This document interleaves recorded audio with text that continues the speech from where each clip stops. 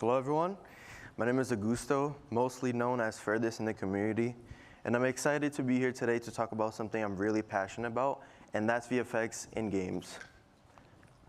In this talk, I'm going to show you how VFX can bring your games to life and immerse players into your experience.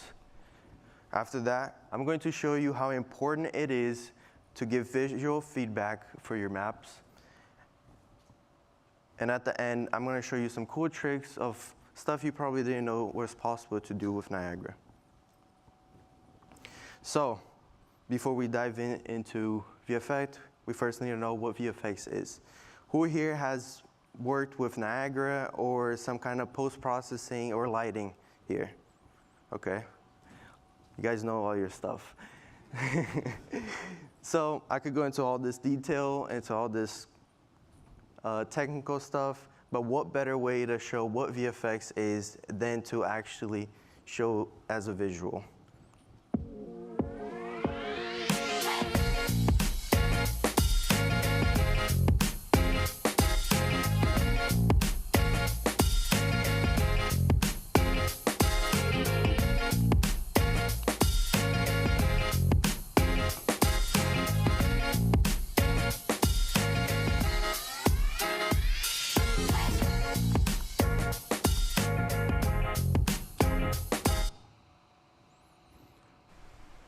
All right, immerse players into the game.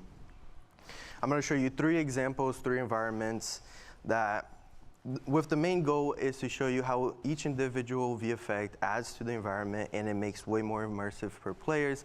I'm going to take a very simple island with just plain gameplay, no visual effects, no lighting and everything, and I'm going to show you the after with all of that. So here, I have a plain gameplay with no particles, no lighting, nothing. Just plain gameplay. That's what you probably get if you just had your modelings and textures in your game and haven't done any type of lighting and adding any VFX. So my first tip for this is to figure out your lighting first. Lighting is very important to figure out first in UEFN because it will help you set the tone of the game you're making. If the game is like a horror map, it's going to help you guide on what kind of VFX you're going to make. Also, another tip is a VFX might look good on nighttime, but not look as so great during the daytime. It might look pale, and the other way around. It might look really good during the daytime, but nighttime it'll be like super bright. So always figure out your lighting first. It's super important. It will help you a ton of figuring out how to do your VFX and everything. So here, that's exactly what I did. The first thing I did was figure out my lighting, what kind of lighting I wanted to go with. I went with something that fit more with the theme of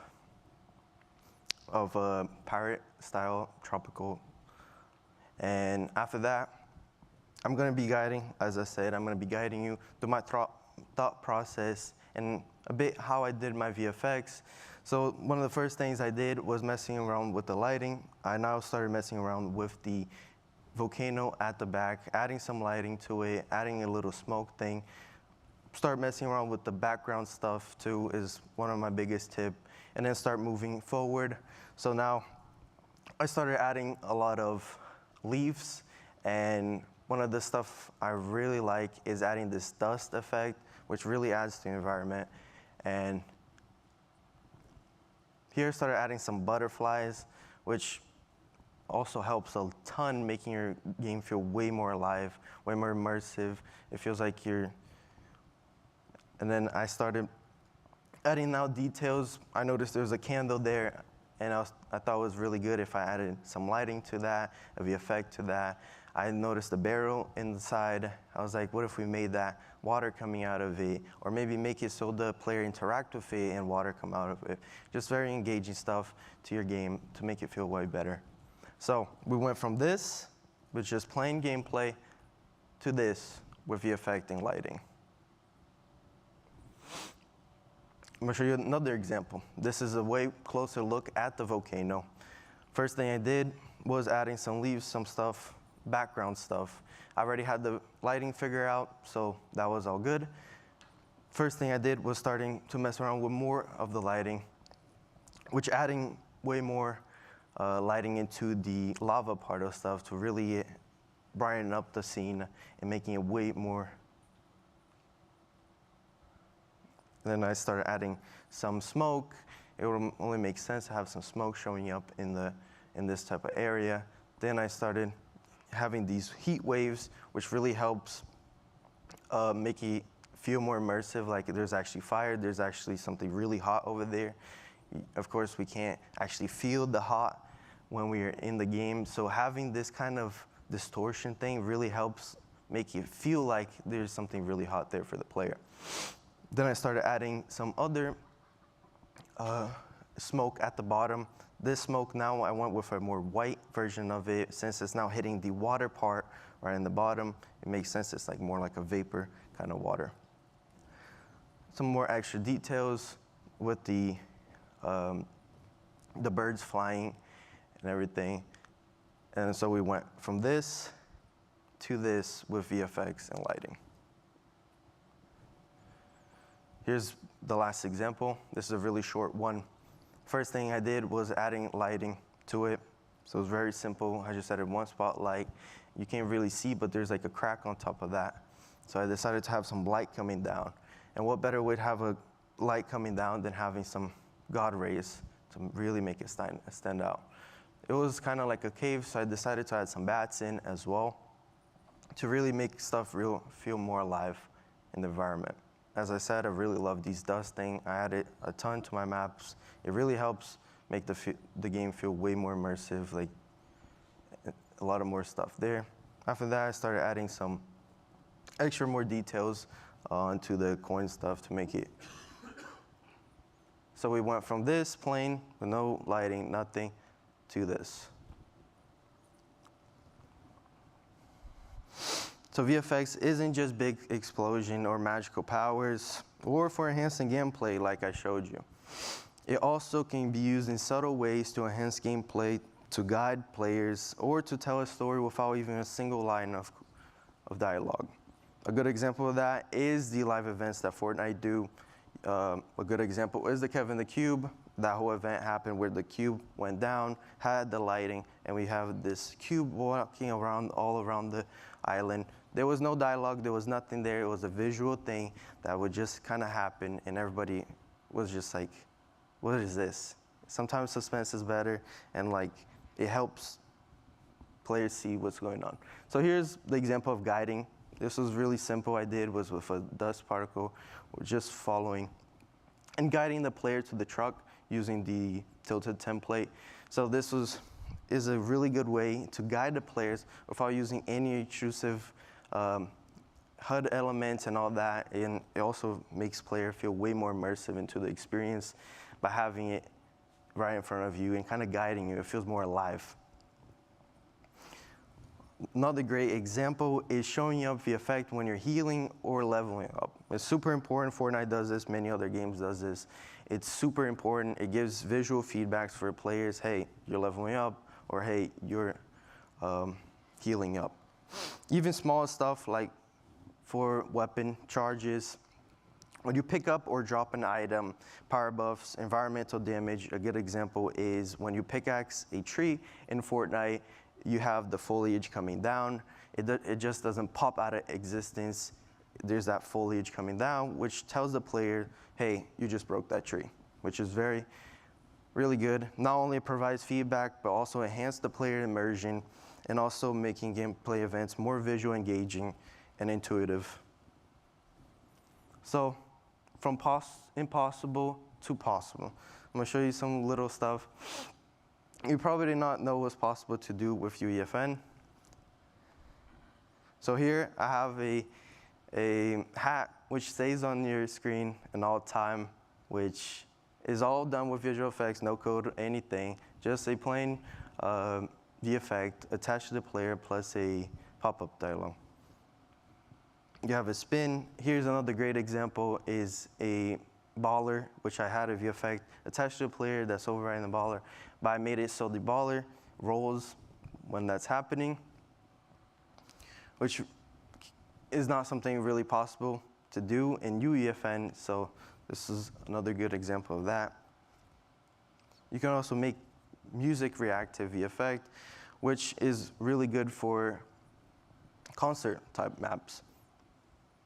Here's another great example. This one took me a long time to figure out, but it's a pet system that uses no coding, nothing. It's just a visual effect that attaches to the player, and it follows the player, and also snaps to the ground. So you can be up there, and it'll always stay in the ground. That's all I have. Thank you for coming.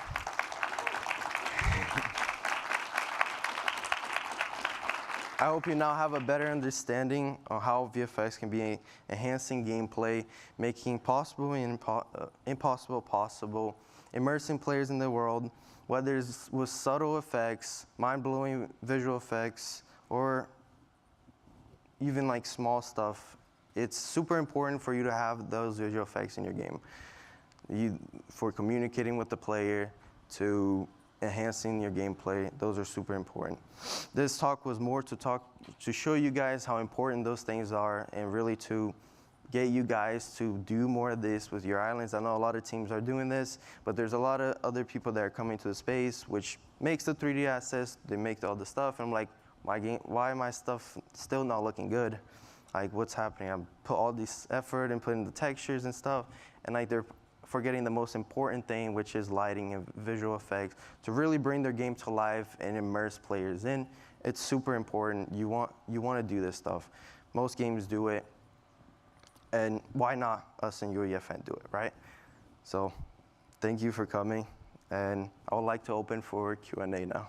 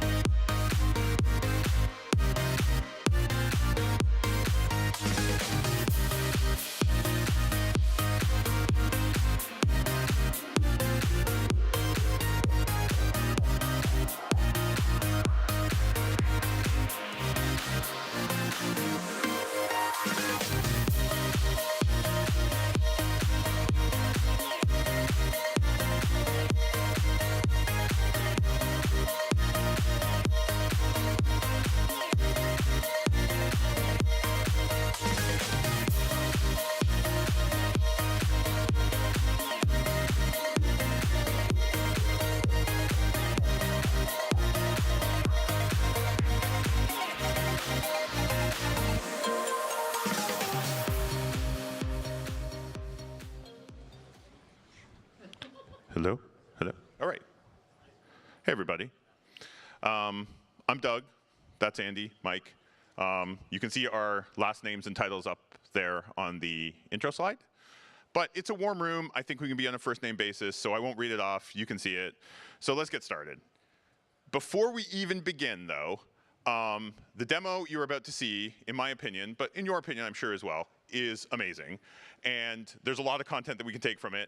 So Mike has a talk on Thursday. This is a plug for that talk. Go see that talk, because there's even more information about the background of how the demo could be implemented, how it could be integrated into your processes. It's a great talk, so go to that too. Right, so what are we doing here today? So here's just a really brief agenda. So I'm going to do a recap, give a bit of context, tell us how we got here, then hand over to these two guys, and they're going to sort of run through the demo and all the sort of information about it that we want to present to you today. So we're going to talk a little bit about the data interchange, how the data was got into Unreal Engine, the toolbox of features that we've actually released that you can were used to help create the demo, some basic information about how to author a digital twin, and I'll come back up and do a bit of a conclusion. So, the context. How did we get here?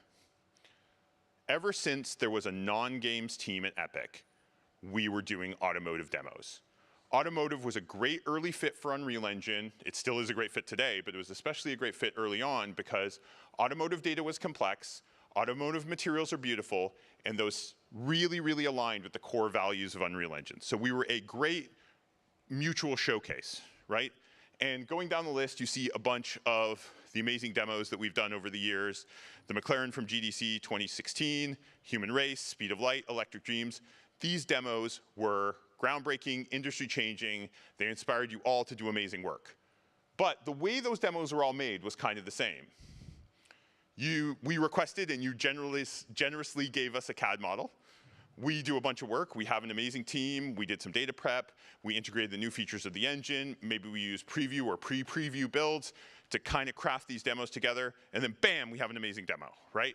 And we go to a GDC or an Unreal Fest, and you see that amazing demo, and everyone is inspired. But the problem with this is, even though you were inspired to create Unreal content based on the demo, it was really hard for you to replicate the process by which we made the demo. So that crucial step 2 in there was kind of a proprietary thing that we were doing. So we had the idea to kind of blow this open. Well, I say we had the idea. When Lumen in the Land of Nanite hit and it kind of went viral in the middle of the pandemic, I think almost every automotive company in the world called us up and said, could Lumen and Nanite be used for a car configurator? And the answer at that time was maybe. The spoiler answer is, you saw it in the keynote, it's not me doing the spoilers, the keynote did the spoilers, is yes. So what we did was we tried to sort of craft a demo that did this. So fast forward to New Orleans Unreal Fest last year. There was a demo that was shown. Some of you were in that room. It was a demo that was primarily a substrate demo. It was behind closed doors. It wasn't recorded. And we were unable to sort of take that demo public and sort of evangelize it. Now, I said it was primarily a substrate demo. And right at the end of it, there was some Nanite stuff that we showed. It turns out that we had, for the first time, tried to fully prep a CAD data set with Nanite, and we successfully did it. There was a couple of bugs that we had to solve. That was in Unreal Engine 5.2. So fast forward to this year. The team has worked really hard in the last year to come to Seattle and bring you a demo that we can show that demonstrates the full power of Nanite for the use in a car configurator or in just a general automotive context. Like I said, I think the demo is amazing. When we were looking at the dailies every day, I would shout down the Zoom call that this was the best thing I'd ever seen. The team got sick of it. But it legitimately is. And you can tell I'm still hyped after seeing it a zillion times. So without further ado, let's take a look at the demo.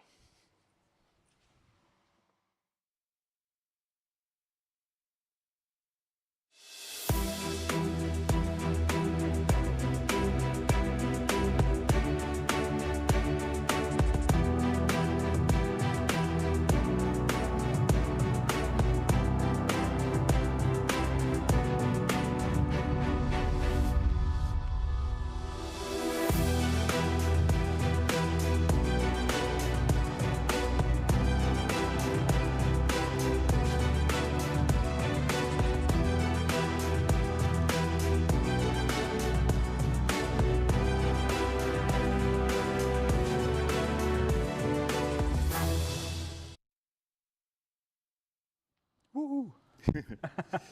Yeah. So who in the audience owns a BMW? All right. Great choice. So what you can see here is the new BMW 5 Series, and thanks to our friends at BMW, they sent us over the CAD data to create this amazing demo.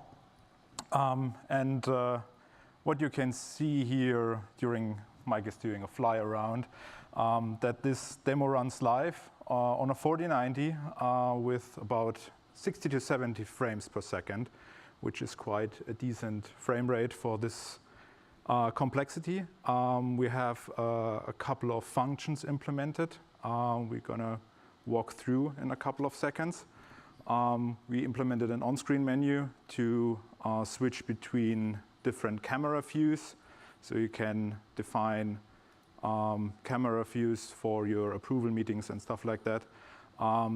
What we also implemented is a switch between rasterizer and path tracer. So you can even path trace your images inside this demo.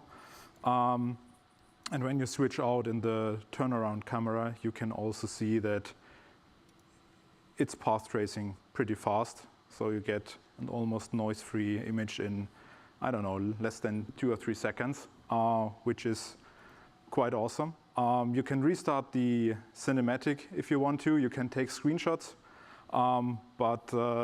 Yeah, the most interesting thing is coming to colors and also to, let's call it special features.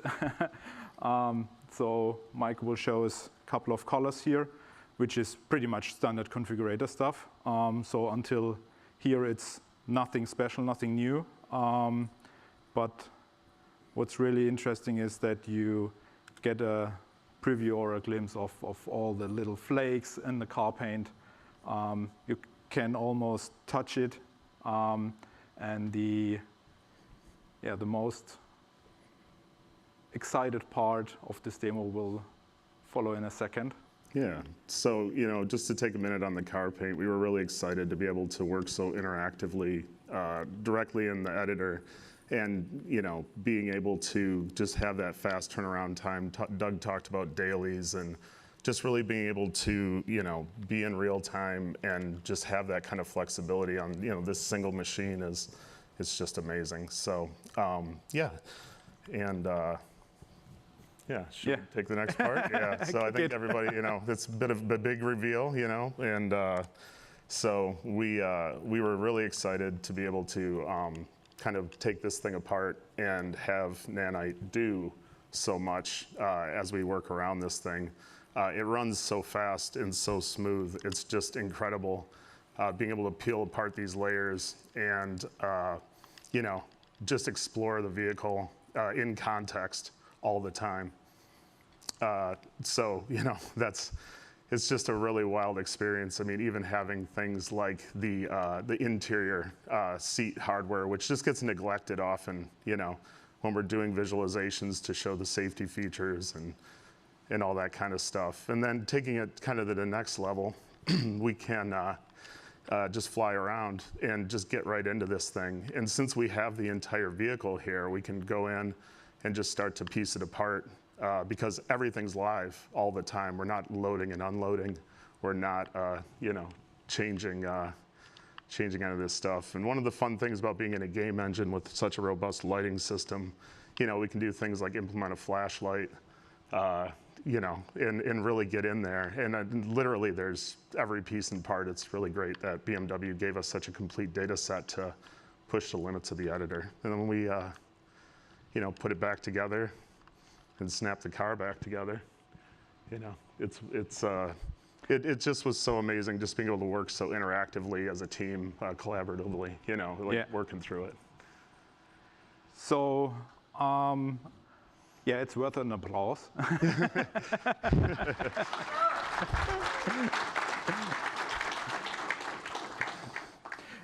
Yeah. So let's have a look at how we achieved the whole demo, what tools we used, and what we did. So we need to switch back to the presentation. Thank you.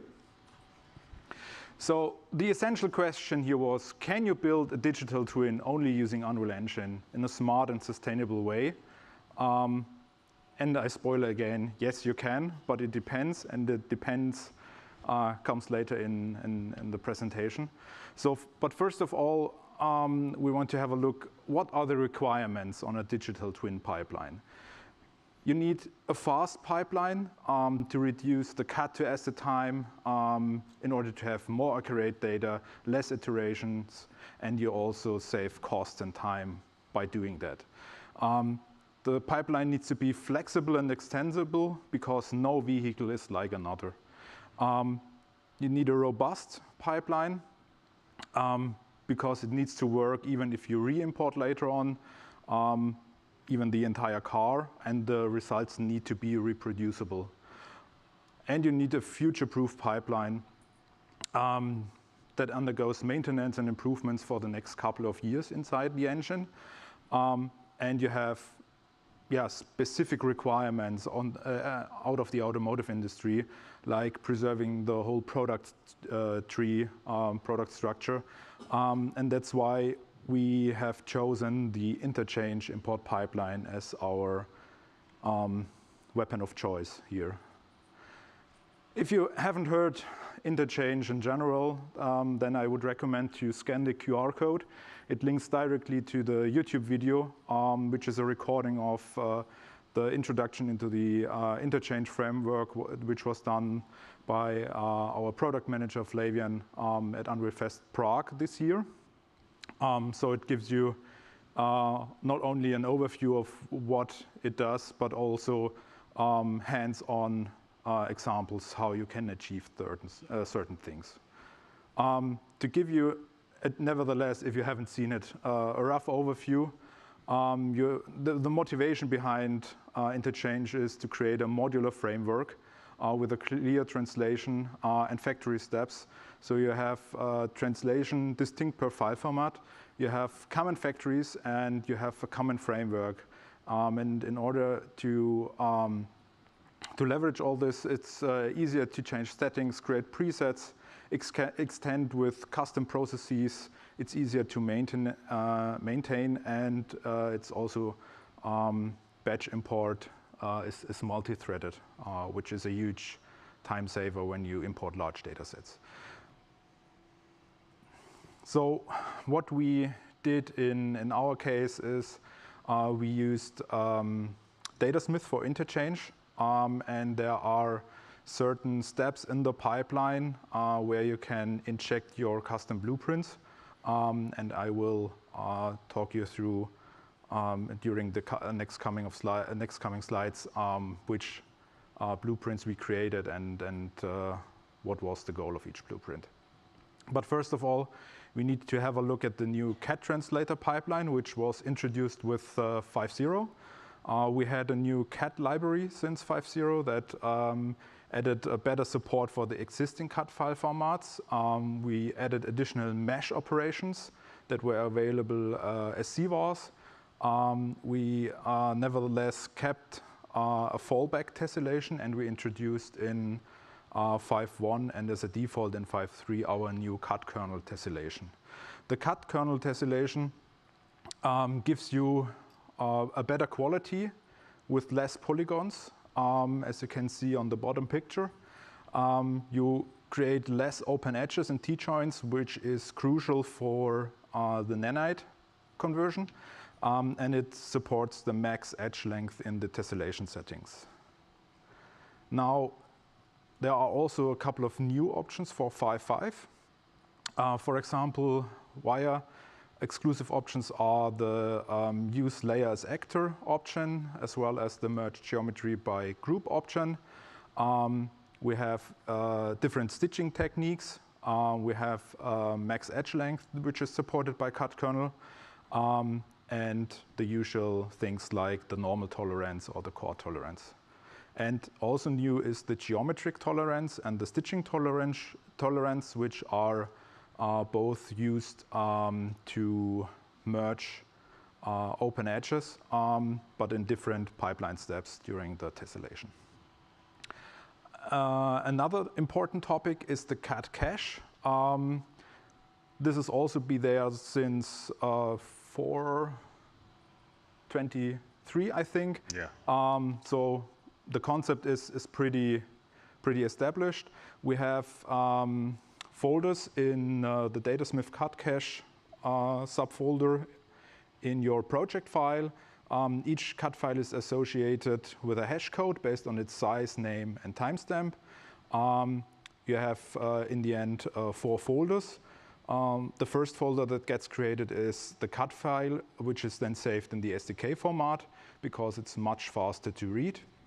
The second folder is the scene folder. It describes the product structure with the extension SG. The third one describes the mesh of each bodies, and this helps you to do things like re-import and retessellation later in the process way faster than doing a full re-import of the CAD data. We also have a couple of CVARs implemented. Most of them are there for at least 1.5 years. There is the possibility to import just the tessellated LODs that are embedded in the JT file format. You can disable the cut kernel in case you have bad tessellation, bad topology, and want to use our fallback. You can enable and disable the cat cache. You can reduce the maximum import threads for the cat import. You can override the cut cache, and one important CVAR is the SU mesh if needed, because it adds an additional algorithm for retopologizing and stitching the geometry back together. And it uses the cat translator stitching tolerance value to actually stitch the geometry. And having that CAD cache means that you can bring the data back in, yes, and it preserves the changes that you've made in a lot of ways. Yeah, we come to that later as well. Yeah. So we have Datasmith in Unreal for a couple of years now. We have Interchange, which is quite new. And the combination of both of these things were the enabler for this demo. It's still experimental. We had a lot of roadblocks in the first weeks of the project, which made it pretty exciting. But most of them are fixed for the release of 5.5. So that's good. And the important thing is that all of our pipeline steps will be re-executed if we re-import the cut files. That was one crucial thing for us, because you don't want to start from scratch once you re-import things. And that will happen during a car development cycle quite often. We were really able to replicate that real-world data change. I mean, we changed parts in and out, and it wasn't artificial. We literally were getting data like we typically would in a production pipeline. So it was great to dog food it that way. Yeah. Let's have a closer look at the Datasmith for Interchange pipeline. First of all, we defined the basic settings in the interchange pipeline. So we activated Nanite by default. We added a different master material so that we had a better visualization of the normal orientation. We got rid of duplicate materials during the import, because usually if you import an entire car, or in our case, even 150% of a car with all variants, then you end up with a lot of duplicated materials. And you can also define the search location for these duplicate materials. So if it's per import or per entire car, that's all customizable here. And that was everything we did so far, because most of the automotive stuff is also already pre-selected when you activate Interchange for Datasmith. What we then did was we created custom pipelines for different types of actions. So we created, first of all, a scene. In this case, we called it custom data import for CAD. And then we added the Datasmith interchange translator. We added in total 4 different interchange blueprints that were executed during the pipeline. And you can stack these pipelines and these blueprints in the settings like Photoshop Actions, which is a quite cool thing, because then you can user-define the scenes and then just use the first 2 blueprints for example, for an FBX import for the soft parts or for the tires, and for the CAD import you can use different blueprints, which makes it very, very efficient. To give you an overview when we executed what in the pipeline, I brought back this. Yeah, you can see it. It looked a bit dark. You can see where we implemented these blueprints. So we had the cut part filtering. We did that right at the beginning because we wanted to get rid of data that we didn't want to process at all, which made the whole scene already lighter. Then we had a script to correct the names and the path length, because if you want to work in a version control environment, you need to be cautious with the path length. And then we have the post-import procedure where we add materials, UVs, and stuff like that. So having a closer look at the delete parts that are relevant procedure. As I said, we used the interchange blueprint for the execute pipeline. We created a data table which was based on a CSV, and feeded this CSV with different names and different tags, so that we got filtering and deactivated the nodes during the first pass-through, so that they don't even get imported. That was stuff like manufacturing information, foils, light cubes, and stuff like that. You can see it on the screenshot. So not really stuff that we need to visualize the car, but that is in the car or in the data set for the manufacturing people at the customer. The good thing was that this CSV, we started with, I don't know, 5 or 6 entries, and then in the end we ended up with more than 100. So it grew over time, and it also works with a re-import. So you import your data once and see, okay, this and that we could kick out, add the name, reload the blueprint, the data table in the blueprint, and then re-execute the pipeline, and it's gone. That's one of the big benefits of keeping the original CAD hierarchy, is because we could just cycle through. Yeah, yeah. And of course, this is something that will grow the more cars you import. As a big OEM, the better the pipeline gets, because there are a couple of naming mistakes, typos and stuff in there that need to be filtered out as well. So this was sometimes funny to read. Yeah, one important thing, I already mentioned it, if you want to work with a version control, you need to reduce the file name and the file path itself to less than 220 characters. We created a script for that that reduced the maximum file path length to a defined length. Added also a hash code behind that to make it unique. And the original name was then written into a meta tag. And we also removed invalid characters. Otherwise, we wouldn't have been able to use version control. And that was kind of crucial. Mike will go over that in his talk, because we worked in 4 different time zones across the globe. Yeah, which very distributed. Yeah. Also interesting was the possibility to combine these interchange blueprints with geometry scripting. So we were able to create UVs already during the import, which helped us a lot, because in the end I think I spent 2 hours in total doing manual UVs for the car interior. For the exterior, everything was just created during the import, which saved a lot of time.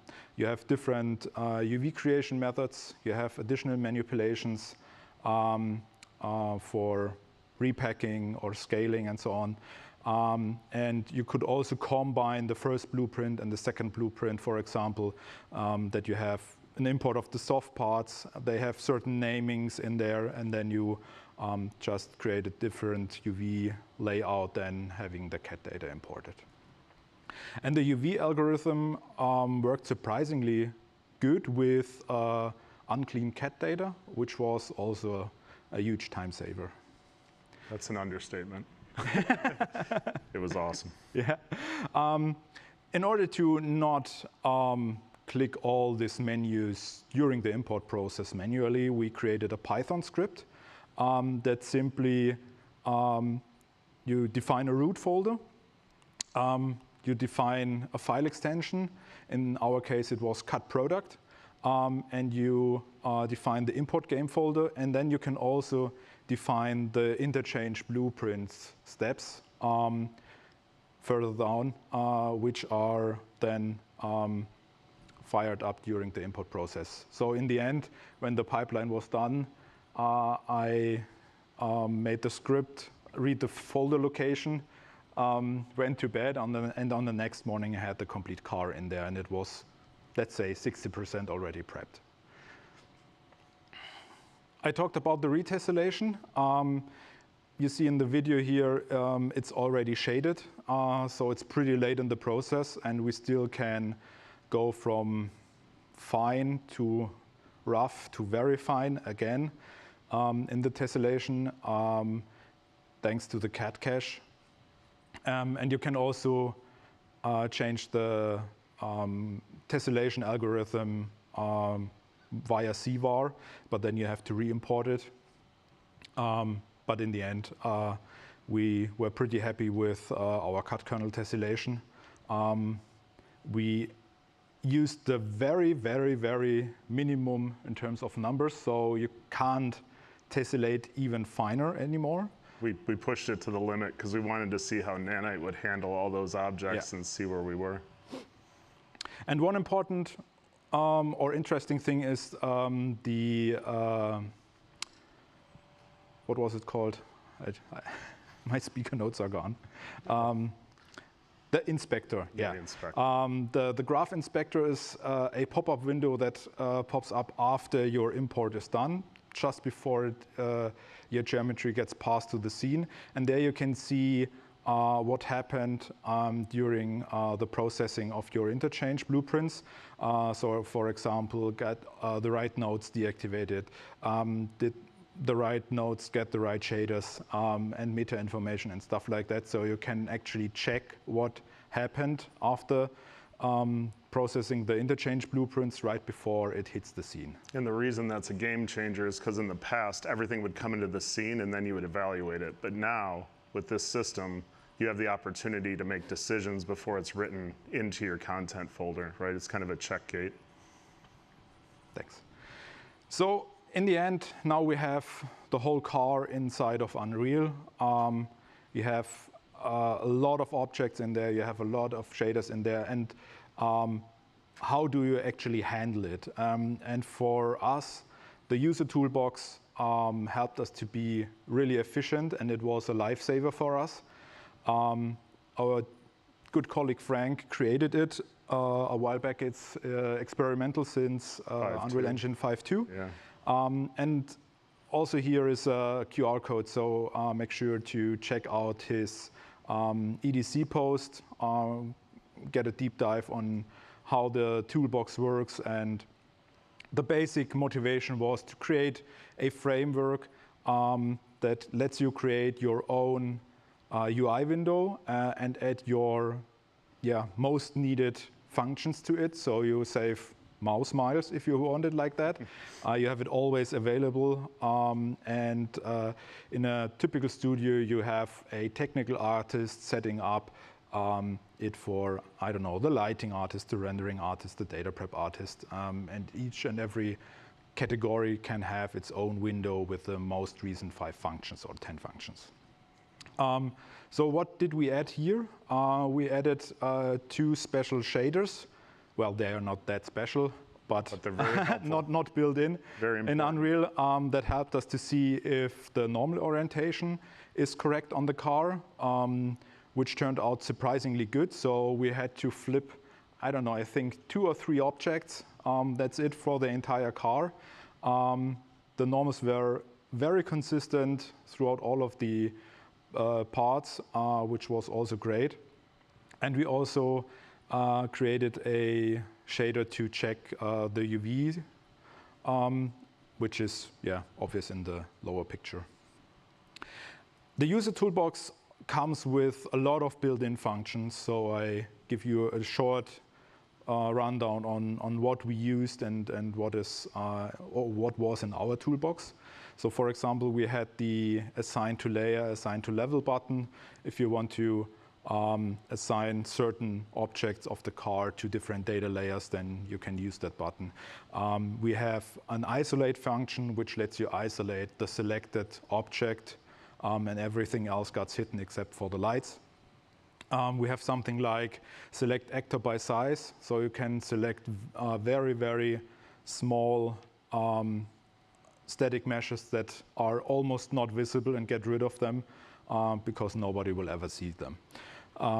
We have the option to modify the near clipping plane to get even closer to the geometry, and we used quite a lot the select transparent actor to see which parts are having a translucent material, to deactivate nanite on them because nanite on translucent objects is still not supported.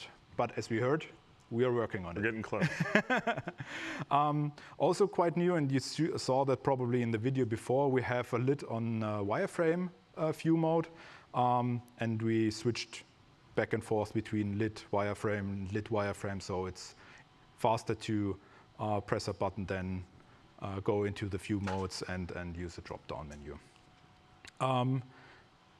The geometry tools we used were the flip normals, which is pretty much a standard thing. Also the merging.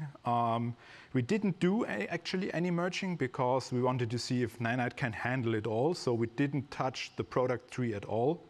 And the downside, if you merge things, you lose the direct connection to the cut cache. That's why we didn't do that. Set the high precision normals. They are on by default for interchange datasmith imports, but nevertheless, if they got deactivated for any reason, you can just select all your static mesh actors and activate it at once, which is cool. The mirror actor is kind of self-explaining, I guess. And the nanite triangle percentage was one thing we did during our evaluation to see, okay, does it actually help performance if we reduce the nanite triangle percentage of the whole car to 10%? And surprisingly, it didn't make any difference. So this button is still important. For example, if you want to export your whole car out of Unreal into FBX or USD to use it in Maya or other DCC softwares, because I guess no other tool can handle around about 40 million triangles just for the car. The interesting or the most important tab was the materials tab. We had a lot of cut materials, a lot of cut parts that had multiple materials on it, like also with manufacturing information. So we got rid of that by merging the material slots, all the material slots to slot 1, or merging same material slots. We used the consolidate material to consolidate all the duplicated materials in the asset browser. We used the assign materials to the selection to multi-select parts in the scene and then assign one shader to it. And also one important thing was to push the shader we assigned in the scene back to the asset. And these are a lot of the pain points that we've had for a long time. That's why we put this tool together back in 5.2, because you can do all this stuff right in the viewport. And that's been a struggle in the past with Unreal, where you had to be in these different view modes and work very specifically. All these tools work right in the viewport, so it's really powerful. Yeah. And also shortcuts for different UV types planar, box UVs, patch build UVs, and also repack and scale it. We did a scaling of 10 by 10 centimeters because that's what all the measured materials from BMW are calibrated for. Yeah. So engaging a digital twin entirely in Unreal Engine, what is our kind of approach to it? We started with thinking about, okay, Mike and I, we know the traditional data prep pipelines from most of the companies because we worked in that area quite long, 15 plus years. And we said, okay, if you rethink your whole pipeline and make use of UE's tech, you don't want to copy and paste just your old workflow from any data prep tool into Unreal because it doesn't make any sense. So we skipped unnecessary process steps in our thinking about how to approach the pipeline, and we automated as much as possible using tools like interchange and geometry scripting. So new technologies offer new possibilities, and we try to use them as much as possible. And this is kind of a rundown of our process. So we had the interchange import with the custom settings. We had the part filtering, the path length fixing. We had data layer assignment in there. We created UVs. We did a basic material substitution. We did parts tagging for the data layers. We consolidated materials, reduced the material slots. We actually wanted to do a hierarchy cleanup, but we didn't do it. I don't think we ever actually did. No, we never did. Because it didn't help us with the performance. It didn't change anything. Yeah, so Nanite was doing all our work there. We did some manual UV unwrapping, and additional geometry was added, like the seats, tires, and stuff like that. And then on top of that, we used the tagging system to create the experience while maintaining the product tree, and that's a major part of Mike's talk later that week. Use C++ or blueprints to create the experience. And one last little point on the hierarchy cleanup is you'd really need that more if you're leaving Unreal and going to a tool that can handle so many actors or nodes in the scene tree. Yeah.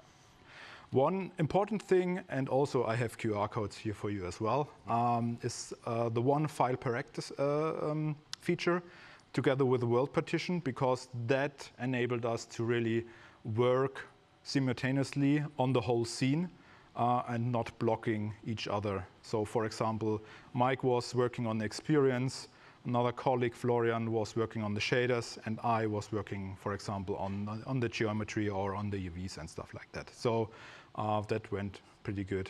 That was such a huge enabler because we never stepped on each other or locked each other out. Yeah. So the Nanite settings, I mentioned it. Nanite did lots of our work in terms of optimization. Settings you need to consider, especially in the automotive industry, is the position precision.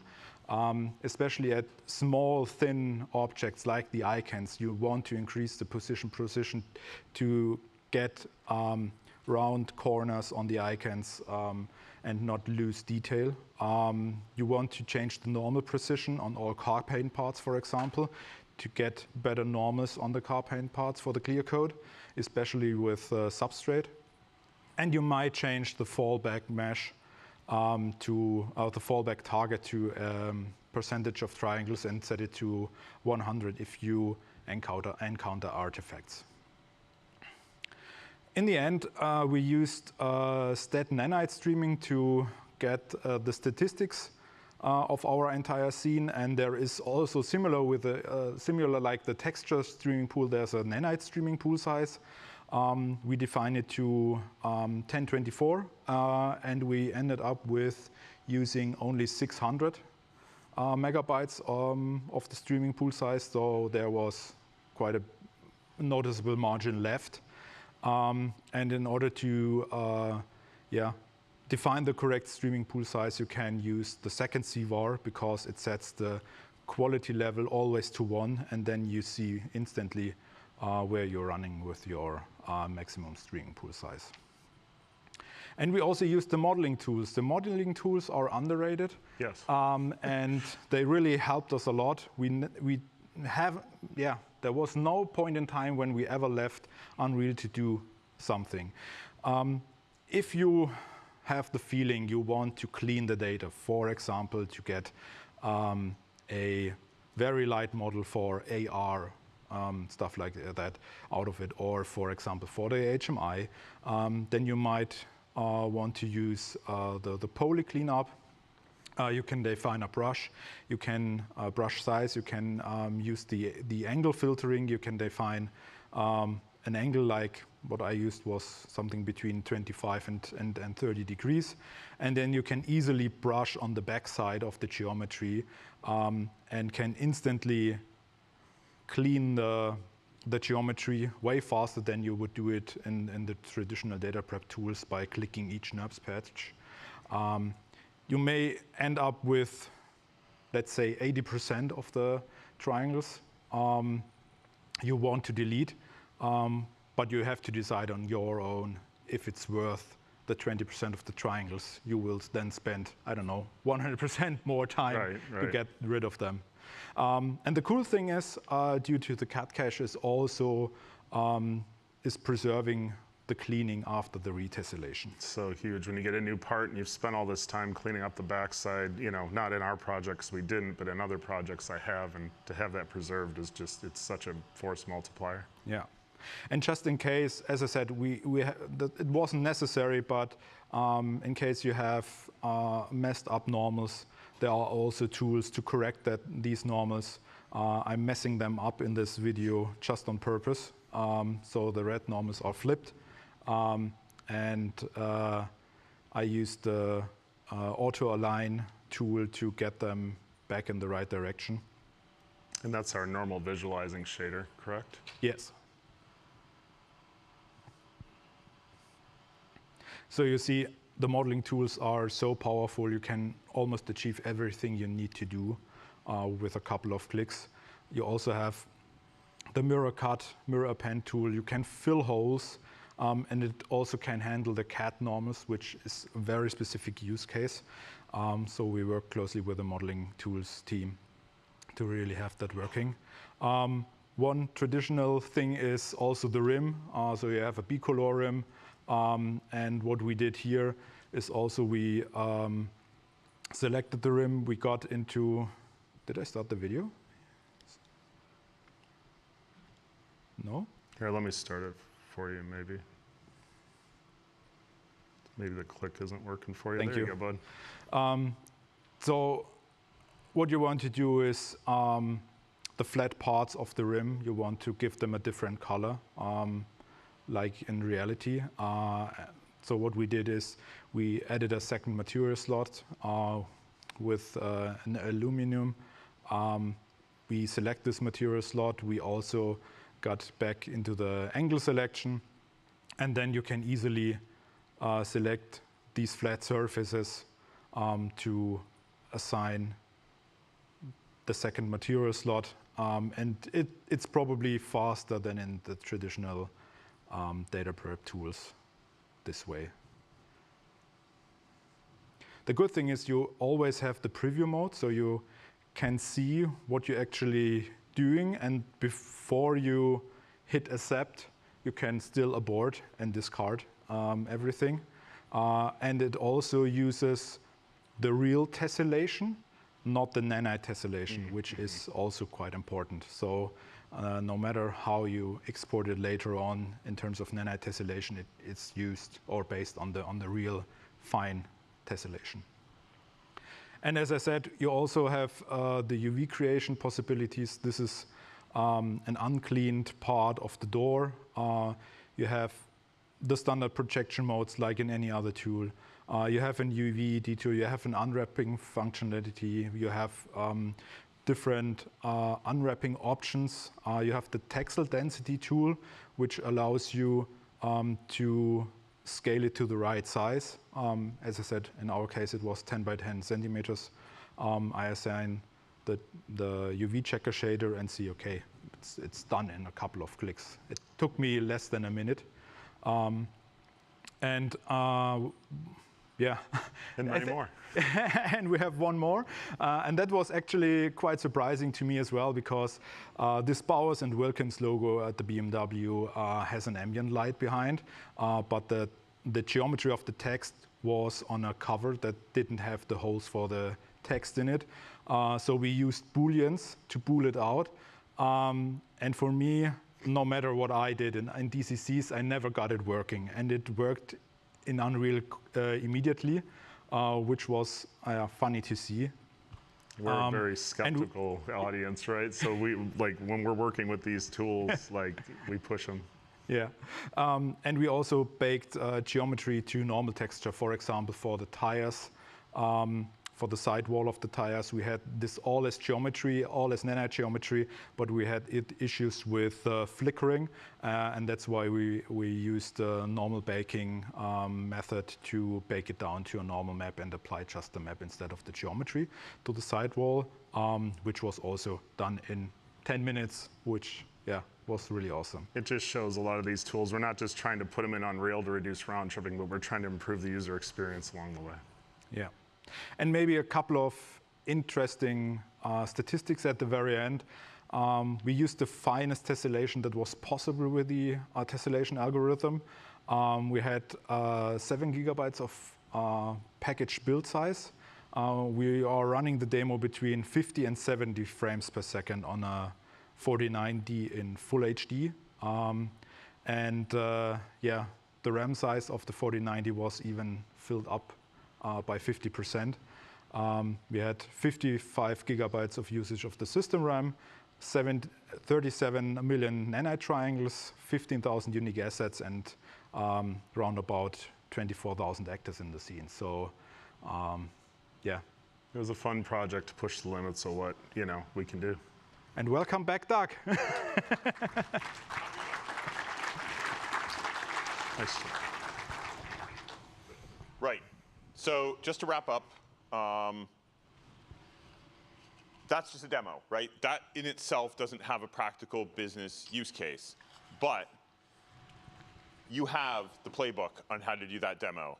This talk is recorded. You can go watch it again. You can reach out to any of us. We can help you out. We're going to try and see if we can get some more articles, some more learning materials published out of this. This is reproducible. If you work at an OEM, you can bring this to your team. If you work in an agency that services OEMs, you can bring this to them, right? You can find the business use case for this, okay? So, oops. It's not a 150% model. That's, it's a digital twin of an actual physical car. This wasn't to solve a configurator use case. This was to make the thought experiment. Can I put into Unreal a practical digital twin that has everything on the vehicle as if I had it here in the room in front of me and I was able to rip pieces off and throw them into space? And that's what we created. The transition to a 150% model is just a matter of asset tagging. So again, you can find the business use cases here. One that is just a thought experiment, right, is you already have this desire to kind of go out to make a bunch of assets, right? So the traditional pipeline, you're going to get the CAD model, you're going to do some data prep process, it's going to have a lot of steps, I won't read it, it takes a long time, it's probably a team that does it, and then you end up with the visualization master model, right? And this is the one that goes to all the marketing agencies to do your things, you use internally, and then that goes through some kind of asset creation process, right? And the asset creation process could be for artistic purposes, it could be for technical purposes, whatever it is. It could be for the website, it could be for a video, it could be a billboard, whatever. And you create your standard assets, right? That's the process. So before we talk about the special assets, if you look down to the blue diagram, we can compress that time, right? It's not 100% automatic, right? There were some manual steps, there were some things we needed to do in there, but it was way faster than a manual data prep process because you can just take the weight of the full CAD data set and start to use it. You don't have to ship that in your Viz master model. Through clever tagging, you can get rid of stuff, you can add stuff, you can tag stuff as, as part of the 150% configuration. Tag stuff never to be included. It's just tagging, right? It's just a CSV. But now, let's see what happens when you want a special asset. So somebody down the line goes, oh, you've removed the engine from the Viz master model, but I need a rendering of the engine for a manual or something, right? So in the old process, you go back to the CAD model, you take out that thing, you do the manual data prep process on it. Okay, it's less parts, so it takes less time, but you still do the same thing. If you implement a pipeline like this, you go back, you edit the CSV, you tag these assets in the engine as I need these, and they come out as a special asset right out of the whole data set, right? This is just one use case. So now I pull out the engine because it's tagged, I attach it to a hotkey or something, I change the rendering mode to make it like a line drawing, and now I have a line drawing of the engine in full 3D that I can take all the manual images I want. That's one use case. You can put this functionality and this capability on the desk of every single person in a car manufacturer. A full, recreatable, product-accurate representation of a digital twin that you can take apart. So, yeah, do it. Be inspired.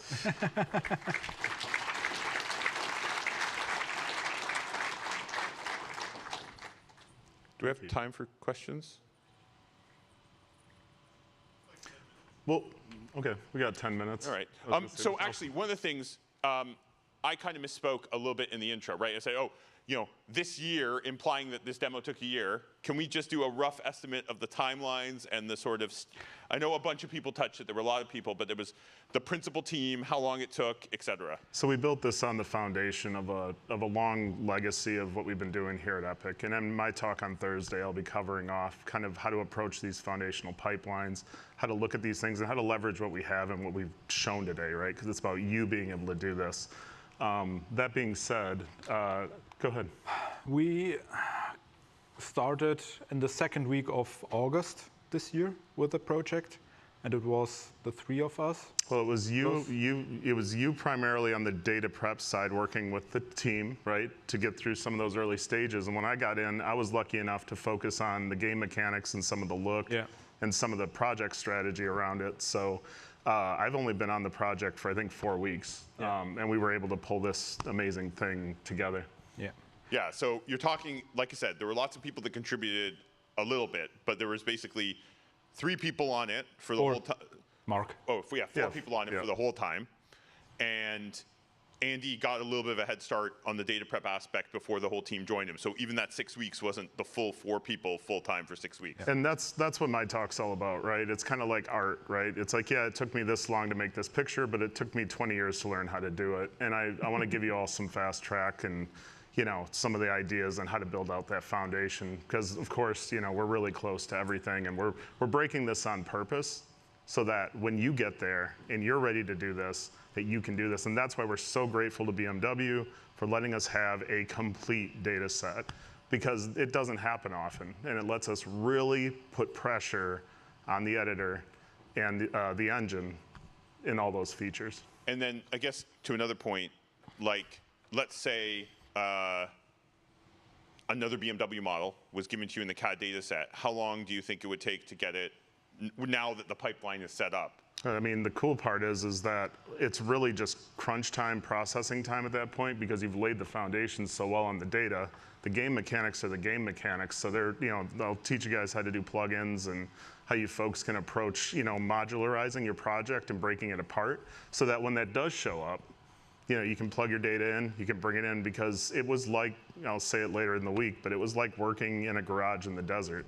The car was just there. You know, we're set dressing around it. You know, it was really cool. I'm excited to show you guys what we've got. Yeah, I would say maybe 2 or 3 weeks to get another car in, because most of the data prep time we were creating shaders because we didn't have a material library. But if the material library is already in place, you can substitute more materials already at the import process, which saves you also a lot of time. We took a lot of time figuring out how to get the car paints right. We didn't focus too much on the interior, but nevertheless we have the ambient lighting also working, which took us also around about a day to figure out how to layer these things. And the good thing is we didn't delete any of the data that was really needed. So for the ambient lighting, for example, we have the underlying glowing layer. We have 2 or 4 different glass layers on top of that. We have this triangle crafted layer, this foil also in there. So that was really cool to work with because we could really focus on replicating the reality. It was interesting because some of the material systems are still early on, and we actually had to simplify some shaders because we had the real geometry, and that made me so happy. You know, things like diamonds or knurling or any of those little details in the taillights and the headlights. It's great when it's all there. And we had to adopt not faking things anymore. We didn't have to fake it. It's glass is glass, and you know, it was great. So do we have any questions? And we'll be around this week. Keep an eye out for us too. I mean, I know this is kind of a crazy. The lights are exceeding lighting, so if you have your hand up, I cannot see you. Just letting you know. Yeah, come up to the microphone.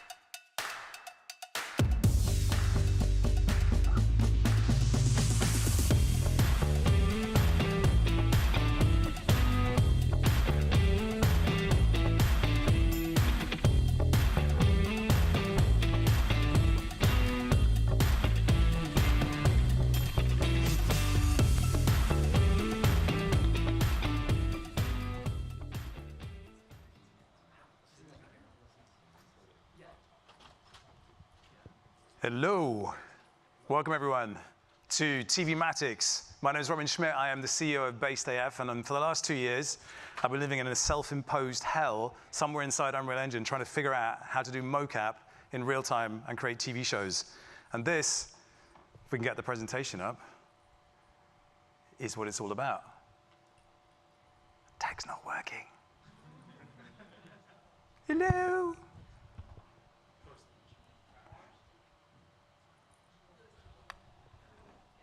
Can we launch the slideshow?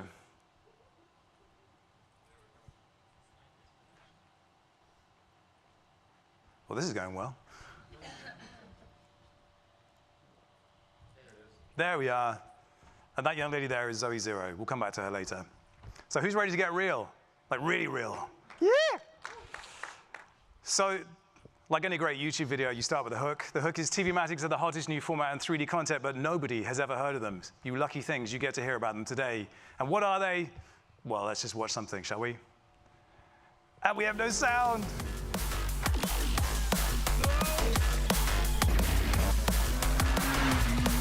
Pew, pew, pew.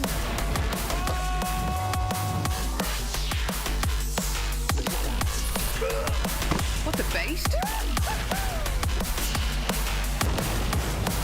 That's entertainment. Welcome to Smile.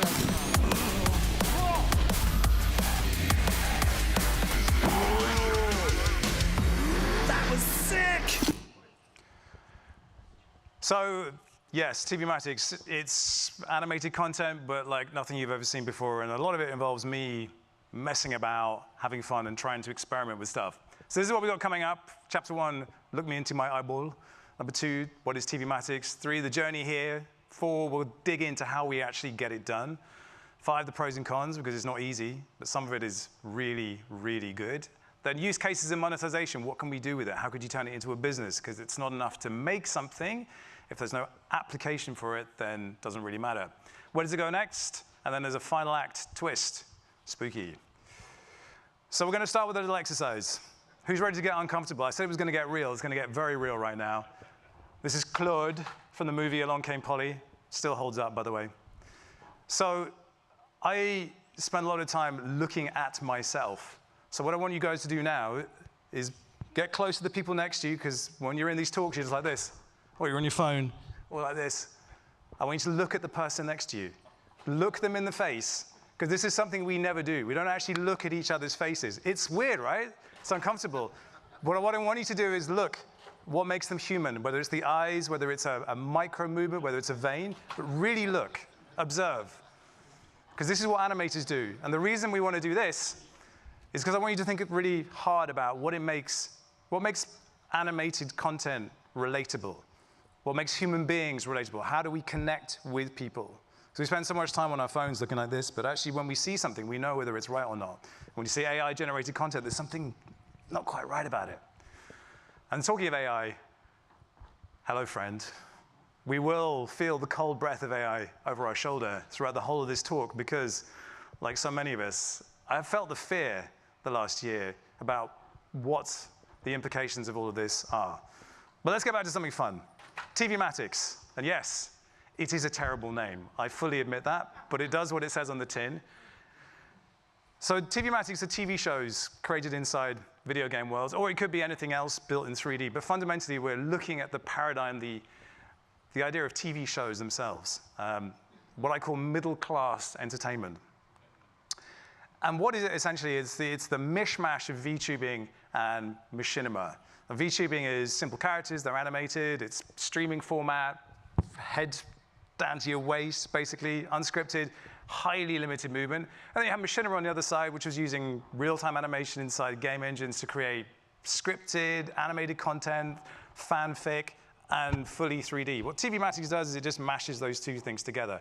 So we have the full use of a 3D world. We're not restricted to head and shoulders, but we also have unscripted moments. We are relatable, and that's kind of where the thing is. So I haven't reinvented anything here, but the fundamental DNA is things that should be somewhat familiar to some of you. In 1995, a bunch of Danish filmmakers came up with the Dogme 95 manifesto and precipitated a bunch of very hard to understand European movies that were beholden to this manifesto. And so for TVmatics, I came up with the same thing because I'm pretentious, I'm a filmmaker, and I like to do these things. But this is it, real time only. That's the really important one. To make this kind of content, we do away with the traditional animation pipeline. Which sounds nuts, right? There is only final pixel. There is no cleanup, and there's no exports. This is absolutely fundamental. Speed trumps all. The best solution is the fastest one, bar none. Always, always, always. Practical first. We always think of practical solutions for making things. And I'll get to why that's important in a bit. We do use VFX from time to time, and we do some weird things. But the fourth one is also super important. We embrace the flaws. There's a tendency in animation to polish and polish and polish and polish and polish and polish because you can. And you never finish anything, you abandon it. We don't have that luxury, the way we make things. So we embrace the flaws. We bring that into the style and we work with it because we have no other choice, but also it's part of what it is and it's part of what makes it fun as well. And there's something fundamentally human about that. So this is where I sit. Good, fast, cheap. If you're familiar with this, you know you can have two, but not all three. I know, you can have all three. But it does require you to rewire your brain to this thing good. What makes something good? Is it the fact that it's entertaining? Is it the fact that it's incredibly well made? What is that exactly? Because I think, again, if you look at Unreal, you look at the capabilities of the engine, what it can do, path tracing, all the incredible tech, the one thing you don't do is deliberately make it look worse than it's capable of looking, and yet that is what we do, within reason. So defining for yourself what is good entertainment is a really important part of this. So the journey to get here is also very important because it gives you the context, the rationale, and all that shiz. And this really is what I like to call the VC part. So if I'm standing in front of a VC and I'm pitching them stuff, this is what comes out. So the macro picture that I was looking at when I was trying to understand the itch I was trying to scratch for this, I was looking at things like Netflix investing in video games. Netflix, king of streaming, but they're starting to invest in video games. They're starting to bring that into the platform. You're looking at a company that was investing billions in a massive RPG, quite likely going to make a TV show, a piece of narrative content based on that. And that was something that was in my head. Then we're shifting from comic to video game IP loosely. TV formats themselves, massively evergreen. You look at long-running shows, they just go on and on and on and on and on. So TV formats still work, still function, and you were seeing the likes of Mr. Beast and TikTokers reduce them down to shorter formats or develop them in other ways, but TV formats are fundamentally solid and proven. And then we had the evolution of Unreal into a production tool, like rewind 3 years, it's astonishing how far we've come since then. We also had the rise of NFTs. Ooh, did I say a bad word? Ooh. One thing that was interesting about NFTs was that they managed to bootstrap communities seemingly out of thin air with IP that people really got attached to very quickly, but then there was nowhere for them to go. And then the final bit is VTubers and virtual artists as a growth category. So these are the quarter-on-quarter VTuber watch hours from fairly recent, as you can see, just going up and up and up. That's one data point. And this is kind of where I end up. It's a very clumsy analogy, and it doesn't really work, but it's helpful to simplify things for this. So if I think about traditional entertainment, which is the world that I come from, commercials and music videos and films and that kind of thing, you kind of have at one end of the production value spectrum, you have UGC, like TikToks and YouTube and Instagram. Then in the middle, you have television, and you could go from reality, shooting it cheap and fast, to narrative, that's very expensive, all the way to the other end. And then at the top, you've kind of got cinema, movies, and theatrical. If we kind of map the same thing into the video game arena, again, I said it's very clumsy, but it sort of gets the point here. In the UGC area, we're very well furnished with content creators and people streaming games and TikToks and all that kind of stuff. And then at the high end, we've got glossy animated content. We've got shows that are based on video games.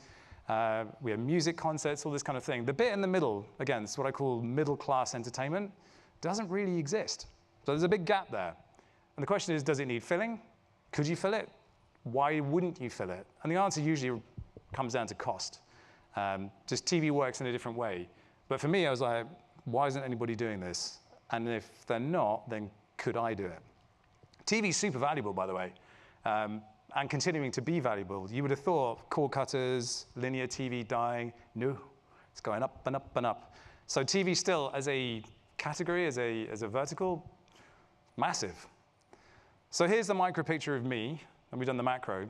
I am a filmmaker at heart. That's the world that I've come from.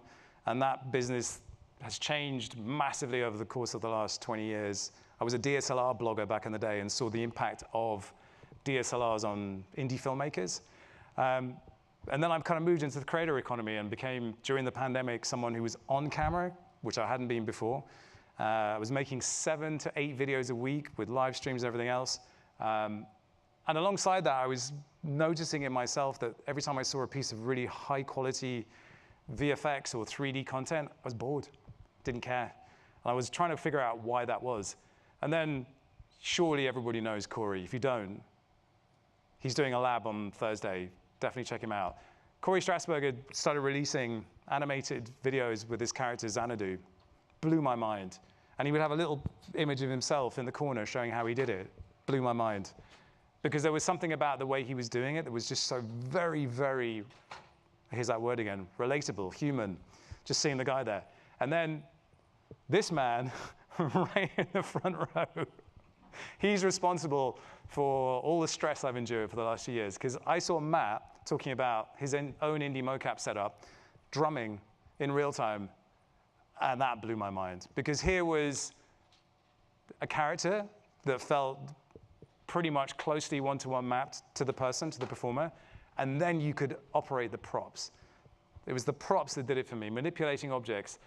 That idea that the 3D world is tangible, that was the bit that I was more blown away by than anything else. And all of that was putting me towards a question, a very, very simple, singular question, which is this: can you make 3D content at the speed of the internet? God, sometimes I wish I hadn't asked that question, but I did. And the reason was, you know, consumers of content want their content right now. And 3D and animated content is not fast to produce. But the question I had in my head was, well, what if it was? And the answer is yes, you can. You can absolutely do it. But you have to think in a completely different way. You've got to stop thinking about it as 3D animation. You've got to start thinking about it as live action in 3D. And here's a little example of just something we put out that, I mean, this is nonsense. It's just me as a meta-human messing around with a handheld camera. But what we were really trying to do with this piece was get to the idea that it's tangible, it's there, it's real, and you can't quite decide whether this is real or is it rendered, is it animated?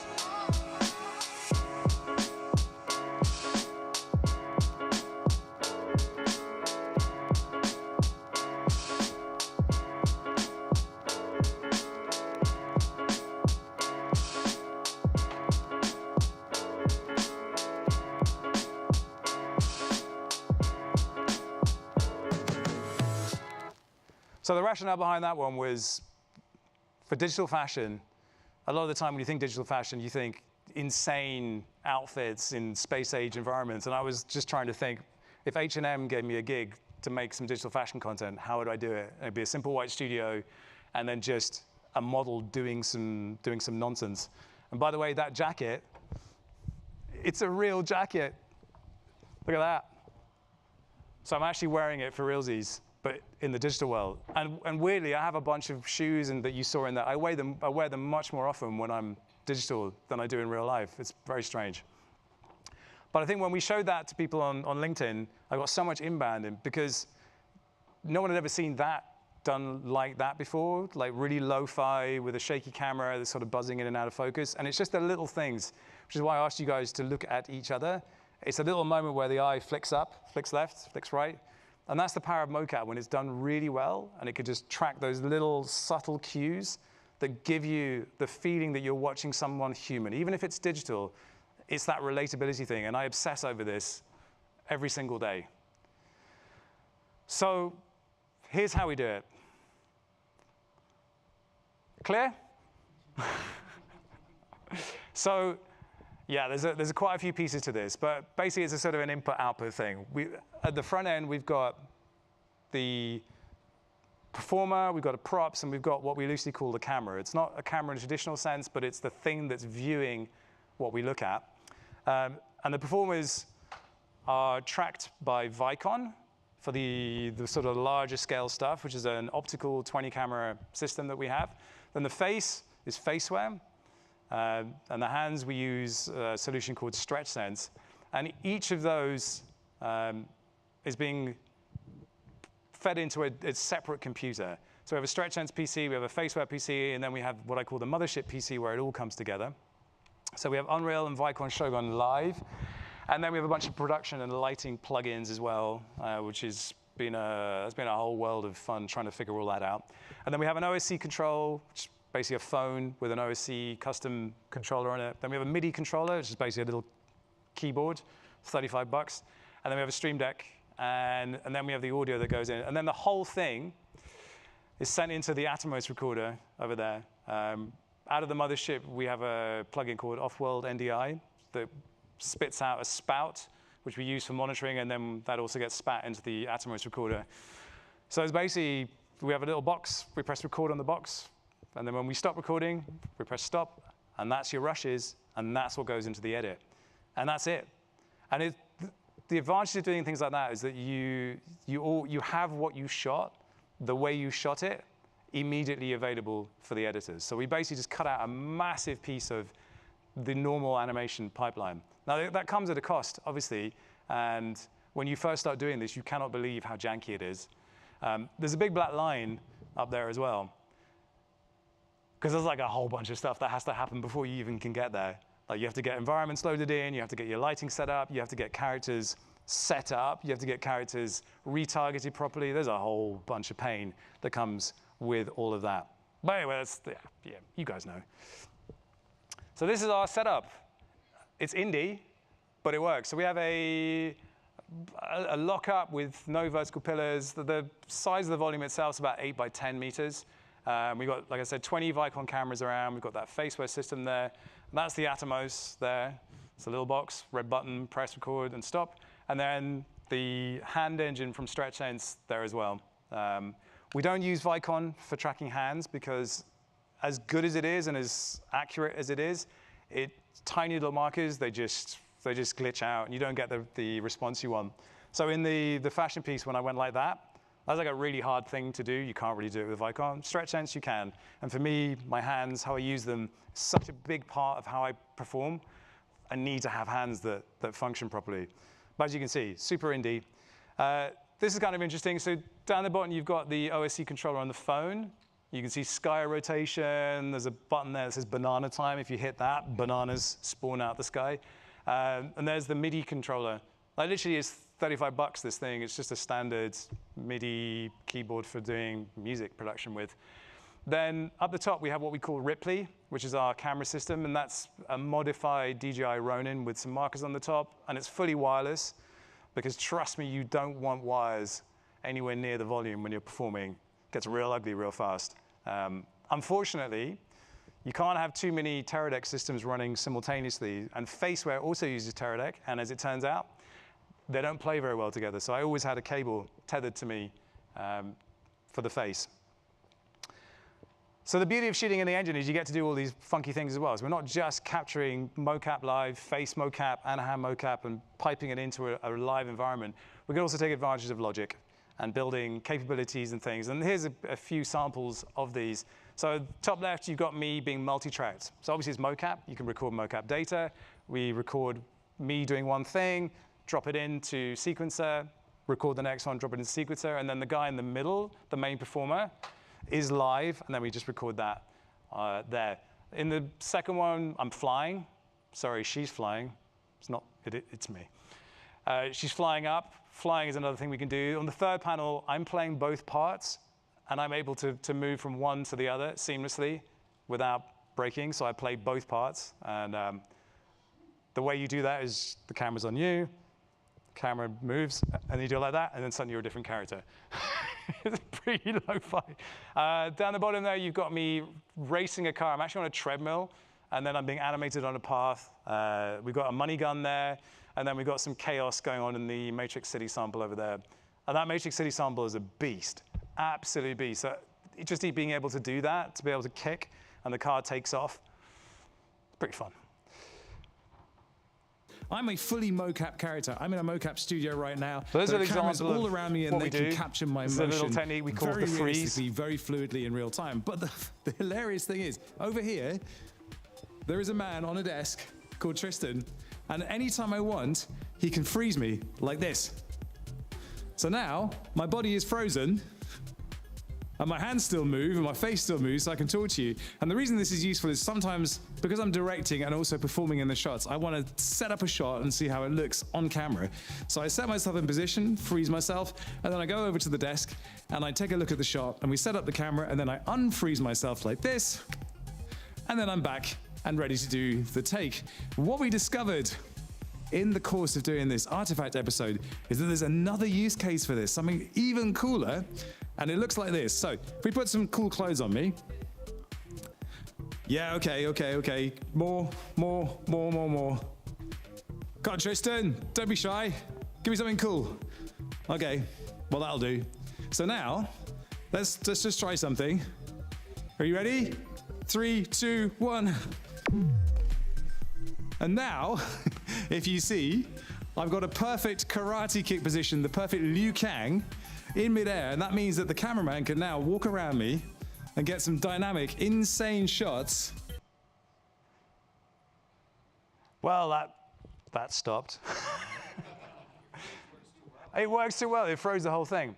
So that just gives you an example of some of the things we can do. We're always discovering new things, like how to hack the software to make it do things it's not supposed to do.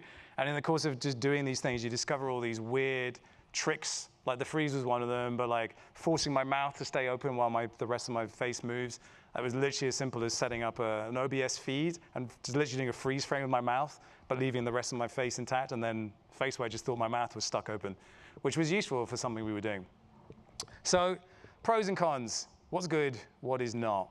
So the advantage of this is what you see is what you get. So, hearing the guys this morning talking about producing in Unreal, there's a real joy just to seeing the thing. It feels like live action. We can shoot really fast, like genuinely really, really fast. We had a show called Metaplex, which is basically a magazine format. I could walk in with no script, and by the end of the day, have a 15-minute show done in a single day, edited, completed, which is insane. It's cheap, really cheap. It's obviously environmentally friendly because we don't have to travel to all these weird places. We can just go to the marketplace, get an asset for $20, and suddenly we have a new world. And speaking of worlds, they're always where you left them. Like, we could come back 6 months later, the lights would all be still set up, the cameras would all be still set up, and just jump back in.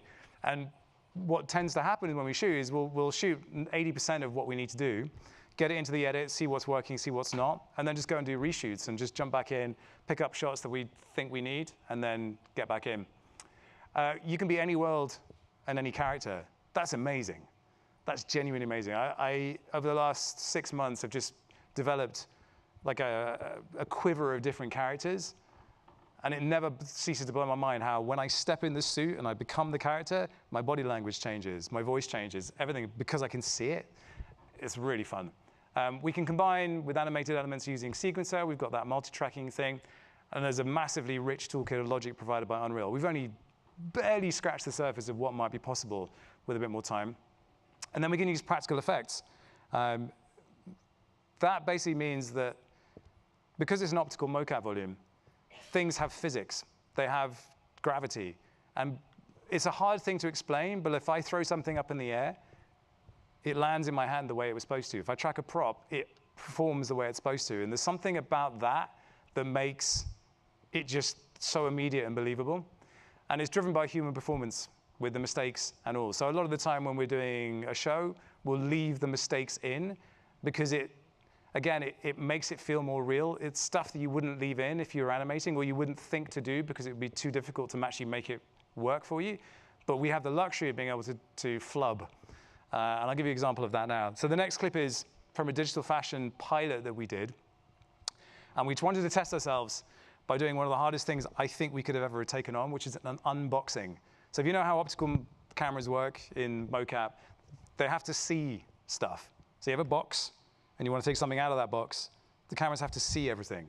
But we managed to figure out how to make it so they didn't have to see it. So we have a box, open the box, take something out. And you'll see what I mean about the flubs. I'm very pleased to announce that, well, today we actually have a box in the studio. And here it is. And there is something very, very special inside the box. And normally what we would do here is we would cut to a render of that box being opened. You don't think that we could just take the lid off and have a look at what's inside, do you? Do you want to see what's in the box? Do you want to right now? Yeah, you do, don't you? Omar? What's in the box? What's in the box? Let's find out. Oh, it's a shoe. But it's not just any shoe, is it? Let me just drop that. Look at that. Isn't that astonishing? That is a one of a kind. There are no others in existence. It's gold, it's artifact, it is the bomb. And that, my friends, is how you do a digital unboxing in the metaverse. Did you enjoy it? I know I did. All right, so now we've unboxed these pieces. Just check out the detailing on that. Artifact do some seriously great work. I think it is time, whoa, that we put these away, stuck them on my feet, and there we go. Let's give ourselves a little photo shoot, shall we?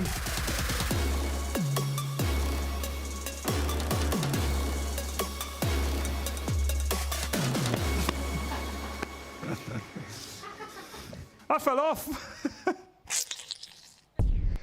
So that gives you a little glimpse of a few things that we do. But like me throwing the shoe up in the air and flubbing it, that's part of it. Me falling off, well, it's a flight case that I was sitting on. So all those things, I'm obsessed with kind of making the digital world feel tangible. So being able to step on proxy geometry and make it look like I'm actually there, having a shoe in my hand. You'll notice the fingers were sort of jumping around. I was using the Vicon gloves here because when you use the Vicon markers, you're able to connect with geometry a lot better. With stretch sense, it's a bit vague. But it gives you an idea of like what's possible there. And then at the end, you see me go through the wall. There's all these things that you just can't do in real life. And I feel like it's on me to keep pushing to find those things that are weird that make this type of content do things you can't do if this was real. So the disadvantages, calibration and setup. I mean, no matter what you do, there is calibration and setup to do. We've got it down to a fine art. We can get it done in about 5 to 10 minutes. But the problem is mocap is an imperfect science. And I cannot tell you how much time I've spent sitting on the floor like this because nothing works. Because mocap is an imperfect science. Sometimes things will work, sometimes they won't. Sometimes it's just the weather. There's interference with the wireless signals. Vicon doesn't like it when it's wet. Retargeting, oh my God. Yeah, if someone could figure out how to just figure out retargeting, it would just make my life so much better. It's a thing. There's capturing the data and then putting it into the character. And if you're doing everything in real time, you don't have the luxury of being able to fix stuff afterwards. It has to be right then. Limited floor space is a thing. I mean, obviously you can build a bigger volume. You learn how to work with it, and it's amazing what you can accomplish in a space that's not much bigger than this stage. Also, it isn't real. I can't look at the things that are there and see them because they're not there. I have to use my imagination, which is fine. But sometimes you're like, I just wish I could see where the car is and I could point and I knew. There are so many busted takes where you're pointing in the wrong place. It doesn't quite work. Hands are very hard to do. Faces are near impossible. I've worked very, very hard on every single piece of this puzzle to try and get it as unobjectionable as possible, and the face is just the most annoying thing. There's a software we use called Faceware. I don't think they've updated it in about 8 years, and it is too old and not good enough and too expensive, and I hate it, but it's what we've got. So yeah, it's a thing. You just have to accept that the face is going to be a bit weird, but again, it becomes part of the style. Suits, you know.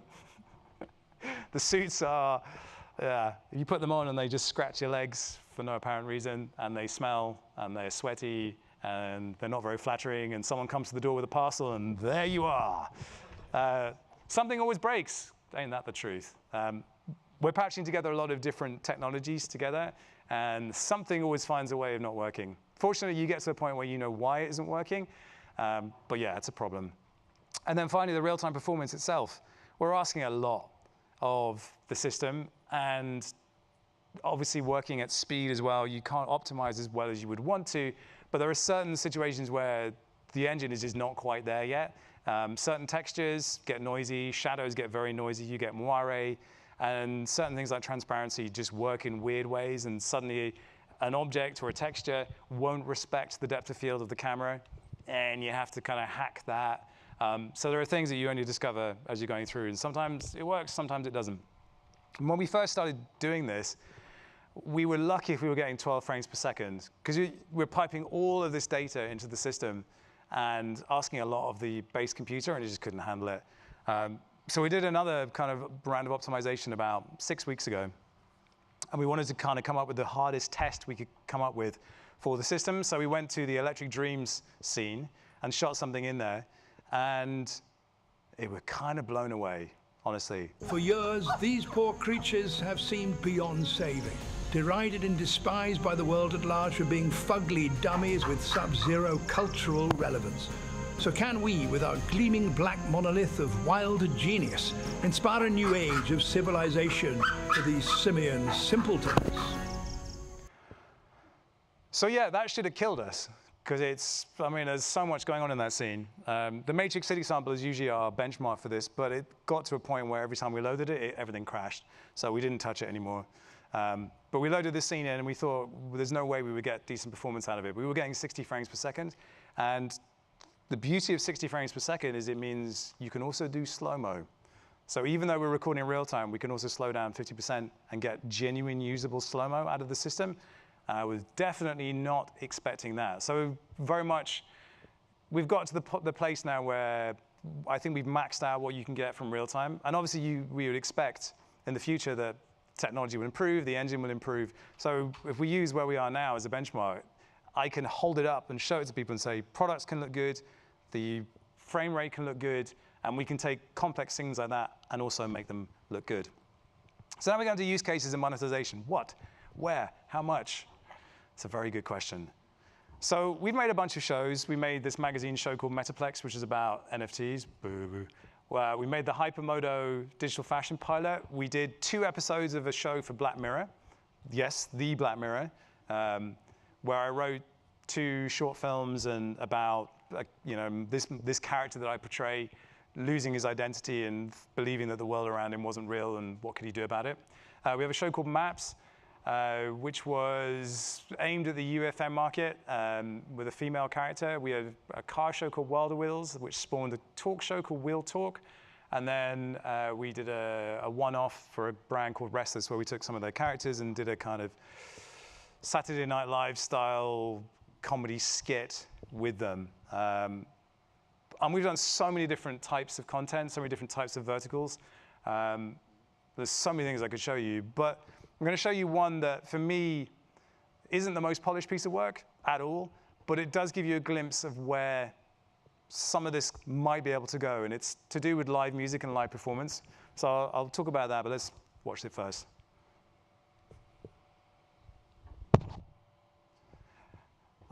It's a good day. So let me give you a little glimpse into what we're thinking about how we might use Chorus. Because obviously we build everything in Unreal Engine. Here it is, it's virtual production. We built the Broadside Bunker, which is a place to hold raves in to do live dance music.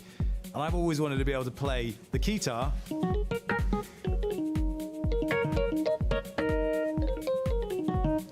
in the volume at the same time.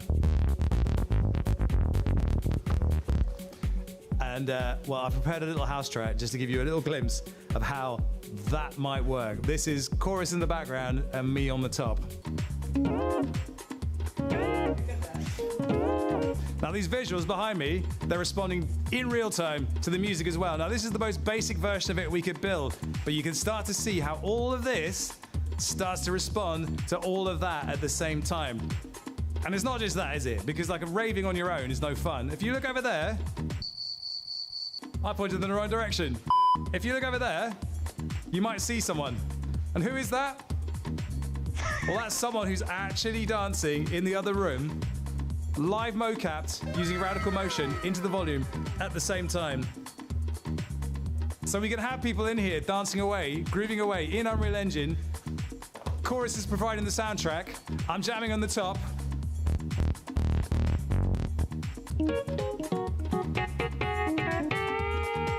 I'm playing like shit. And now look, I've got a whole bunch of people dancing in the volume with me at the same time, except they're not here. They could be anywhere in the world, all part of the same experience with me at the same time. We've got live music, we've got AI-generated music, we've got a DJ, but crucially, we also have the audience. So yeah, that gives you an idea. It's like super rough. The graphics, the visuals in the background, super rough, but they're all being generated by the music itself. We had an AI engine providing a house track which could mix itself, and then I'm playing the guitar very badly on top. Is there an instrument that is more douchebaggy than the guitar? I challenge you. But the bit that was really exciting for us was the ability to pipe in anybody into the same digital space as us through a WebSocket using radical motion. And that was 6 months ago that we did that. And all of that tech is massively improved right now. Doing remote mocap is hard, and there's a bit of lag, but imagine something like Circle, the French music label that does these incredible events with DJs performing in these incredible locations. You could do a digital version of that as well. So this is a really fun one for me. And it really kind of boils down to, like, what problem are we actually solving here? It's another VC thing. Like, what are we actually doing here? I had a call with Riot Games about 3 weeks ago to talk about KDA. And KDA is a K-pop band that was derived from League of Legends. Massively successful. They were called a masterclass in esports marketing. My daughter absolutely loves them. But what happened to them? They haven't released any new music since 2020. Well, I'll tell you what happened. It's too expensive. $1 million per minute of animation was what was quoted. And so they have a fan base that wants to see more content from KDA, but it doesn't all have to be at the standard that Fortiche made that music video.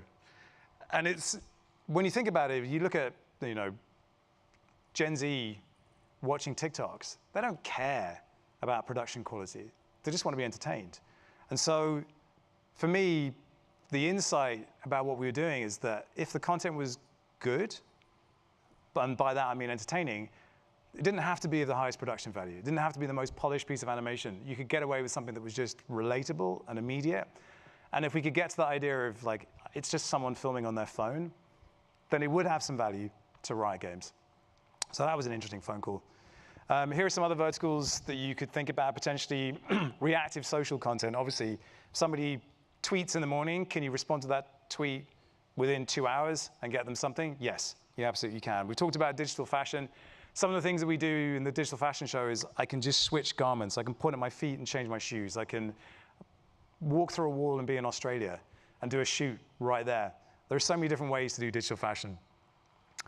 If you think about pixel streaming, basically what you want to do with digital fashion is you want to get the show and the audience for that show as close to the point of sale as possible, because the whole idea is you need to shift product. So when we think about digital fashion, imagine a show where it's like a QVC shopping hour. You've got a bunch of garments, they go through, oh, look, this is nice. But at the same time, you've got the people watching the show in the same environment, in a pixel-streamed web browser environment, and they're able to purchase the garments right then and there, and then you do things like digital try-on. But that's how you would do a digital fashion show that actually drives consumer behavior as well. Because again, like, there's no point in doing these things if there isn't a business model for it. BTS. So, we've all heard about virtual production, incredible sets on LED walls, but they're on LED walls. And then you have actors who cannot go inside the LED walls. You put props on set. With this, we can go onto the set. So a show like, for instance, Star Trek Discovery uses a ton of virtual production, massive stages. But you could do it behind the scenes where you could actually go and be on the ship itself and have a poke around. And it gives you this deeper engagement. We also were developing a game show format. Imagine it's Who Wants to Be a Millionaire, but it's bottle caps and it's in Fallout. That's something that could be really interesting. So, one of the advantages of what we do is that you're using assets that already exist. You're just repurposing them in different ways. And this is kind of interesting, particularly for the behind-the-scenes stuff. But, I mean, it could be applicable all over the place. Here's a good case study. We got a gig to do exactly this, a behind-the-scenes on this show called Lollipop Racing. It's being exec produced by David Ayer, the guy behind Suicide Squad and Fury. And it's a racing game, but it's not a game, it's a TV show. But built within it is a whole bunch of interactivity where you can make decisions and build teams that impact the outcome of the racing that's going to happen in the show. So you'll see me on a set there. That's the actual set they use for virtual production. So the episodes are shot on stages. Narwhal's providing the VProd for that. But we actually get to go on the same sets and walk around as if we're actually there, which is super fun. So where does this go next? Don't mention the G word. I wonder what that could be. So looking ahead, faceware needs to go away because it's not good enough. We're looking at a platform called Janus, a South Korean company. And what they've managed to do is reduce micro jitters, which is a real problem on real-time face cap. More resolution, more cameras, more coverage in the volume is a win. Remote mocap, bringing the audience into the volume, and then more audience control. So really leveraging interactivity, potentially autonomous shows. And then, looking ahead, there's other ways to do mocap. You can do suitless mocap, which would be my dream. I don't want to have to get in a suit anymore. You can use LiDAR. We can build a custom camera system as a piece of software that we plug in, which we definitely want to do. UE6 at some point. And then, thinking about the tech that's in the computer, a 5090 will be orders of magnitude better than a 4090. Oh yeah, AI. You can't really do a talk like this and not talk about AI because it's everywhere, and it's the biggest thing that any VT that I talk to about this puts in front of me and says, well, what's your solution to this? So, I mean, in some ways, AI does help us. We do a lot of voice changing with AI. But on the mocap side of things, there's a product called Move AI that removes the need for suits. I mean, yeah, AI can help us with more accurate face cap. But on the con side of things, Move is extremely expensive for multicam. The results are inferior to optical, and there's limited face options there. So I don't see AI being the solution right now, but I think it will improve, obviously. On the world-building side of things, yeah, you can do rapid environment dev. You can build more worlds quicker. You can make a show responsive, so if someone types in chat, something spawns, and Gen AI spawns that object in real time and drops it in. But the results are in massively low quality. And obviously, there's inconsistency between outputs. NPCs are an interesting one. Having a character that has its own agency, that has its own backstory, dropping them in. And you could imagine a show like a digital Big Brother, where you've got NPCs interacting with each other. I could then load myself into that, have a conversation with the actors in there. That could be pretty fun.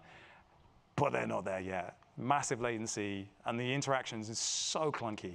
And it's one of the things that if you start working with metahumans, out of the box, they can be pretty clunky. So one of the things I've been trying to do through performance is make it less clunky.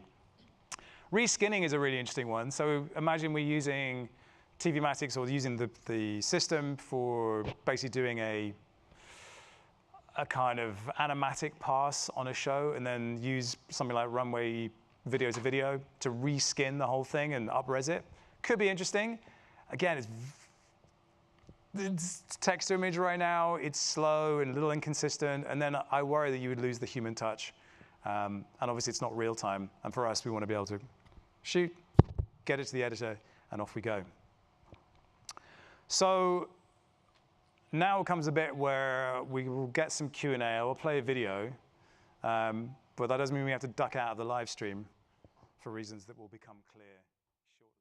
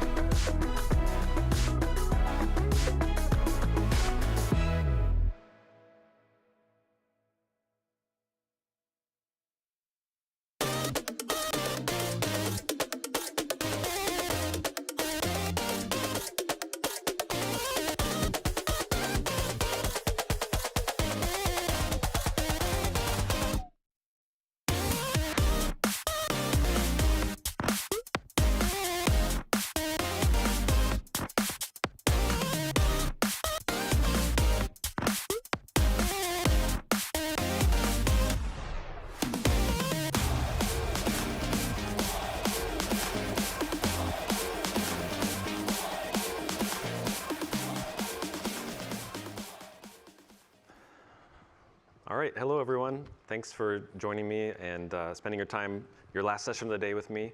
My name is Stephen Phillips. I am a solution architect on the architecture team of Epic Games. So we help a lot of customers, non-game customers, integrate all sorts of Epic technologies into their workflow. And I figured that Fest would be a great opportunity to turn a lot of those conversations into one talk about our bundle of products. You should be aware, earlier this year, in March, we announced that there was new pricing for Unreal Engine. If you're a game developer or a small studio under $1 million in revenue, then Unreal Engine remains free to use. And for everyone else, there's a per-seat license. And what's cool is that we surprise you all by saying, even if you're not paying for Unreal Engine, or you are, you get reality capture and Twinmotion completely for free. So that means that everyone in this room, I'm assuming, is licensed for these two new products. And some of you might not have worked with them before or really know how they work. So I wanted to do this presentation on how they're better together. A couple years ago, you probably saw that we put Twinmotion into the Epic Games launcher right next to the Unreal Engine tab. But I bet a few of you didn't even notice that reality capture snuck in there as well. So when you go home, you already have these install files waiting on your machine to go and do what you want with them. Like any good presentation, I need to ask the audience a live question. So I am curious, it's maybe a silly question, but how many of you use Unreal Engine at least every once in a while? So that's, I think, everyone. OK, then how about Twinmotion? How many of you use that every once in a while? OK, that's closer to half. It's pretty good. And reality capture, how many of you use that like here and there? OK, so less than Twinmotion. So it's almost the same ratio I predicted here, but there's a pretty good mix. I think my goal would be at the end of the presentation, a few more of you will kind of raise your hands for more than just one or two products. So for the agenda today, I'll give a brief overview of those three products, Unreal Engine, Twinmotion, and Reality Capture. And I will say those names probably 100 times each. Then we'll get into interoperability and how they work together. And I'll end with a huge list of examples for how they could fit into your business depending on what you do. We'll start with Unreal Engine. I won't spend too much time on this because we're at Unreal Fest, and you guys hopefully were looking at the keynote with all that insane content from so many different industries. You know that it's the world's most open and advanced real-time 3D software. It's well established. There's so many different use cases, from car configurators and architectural rendering, and of course games and television shows. There's a well-stocked marketplace and fab.com for assets from the community and other supplemental tools like MetaHuman Creator and Mesh to MetaHuman. What differentiates Unreal Engine from the other two products that I'm going to be going over, as well as from other products in the industry, is that the source code is completely available. So if you don't like your binary build that comes with the launcher, you can go to GitHub and get the latest commit from the main branch, although it's not best for everyone. But if you know C++, you can do anything you want. You can make custom plugins, completely change the renderer, turn it into a new product, so to speak. And even without using the source build, you can script out the whole editor with Python and blueprints and, of course, C++. With great power comes some complexity. So I know a lot of the non-game users are really drawn to Unreal Engine. It has a great reputation for being photoreal and artist-friendly. But some people get sucked into the complex PCG graphs and material graphs and blueprint graphs. And when you just want a pretty picture at the end, that might be a little too much. Now, don't get me wrong, I'm a huge Unreal Engine fanboy, but I'm just setting this up because this is in contrast to the next product we're going to talk about, which is Twinmotion. This is our easy real-time visualization tool, still running on Unreal Engine. So all of the different outputs are going to look really, really similar to Unreal Engine outputs. But it's a custom tool originally meant for architectural rendering. And it has a simple interface for constructing your scenes, bringing in models, assigning materials, specialized tools for foliage growth and a weather system, but extremely easy to work with, which is going to be that phrase I keep on going to again and again. You can see here some other asset placement tools, things that in Unreal Engine you would have to maybe actually build or buy a custom tool to do. So simple interface, easy to learn, a huge built-in asset library, as well as access to the Megascans library and Sketchfab library, all inside the same interface, and more specific tools for things like pedestrians and vehicles and such. This is an example of the pedestrian tool, so you can just do a couple clicks of a spline and populate a path with moving people, and you can change the density of that crowd of people, and even like what type of clothing they're wearing for your different scenes that you're creating. There's a bunch of different animated folks you can drag in really quickly, change their outfit, change their animation or their pose, which again, it would be a little more of a minutia headache inside of Unreal Engine. The time of day system is amazing. Just a simple slider is there to change the time of day. It's even geographically located to be accurate shadows. And you can take the weather, again, with one slider from a clear, dry day to a drizzly, wet day, and even turn it into a snowstorm or something more miserable. You can even bring up an entire infinite ocean horizon just with a single checkbox, basically. There's 3 different rendering options with Twinmotion. It's still all Unreal Engine, but there's the standard legacy renderer that's been there since Unreal Engine 4.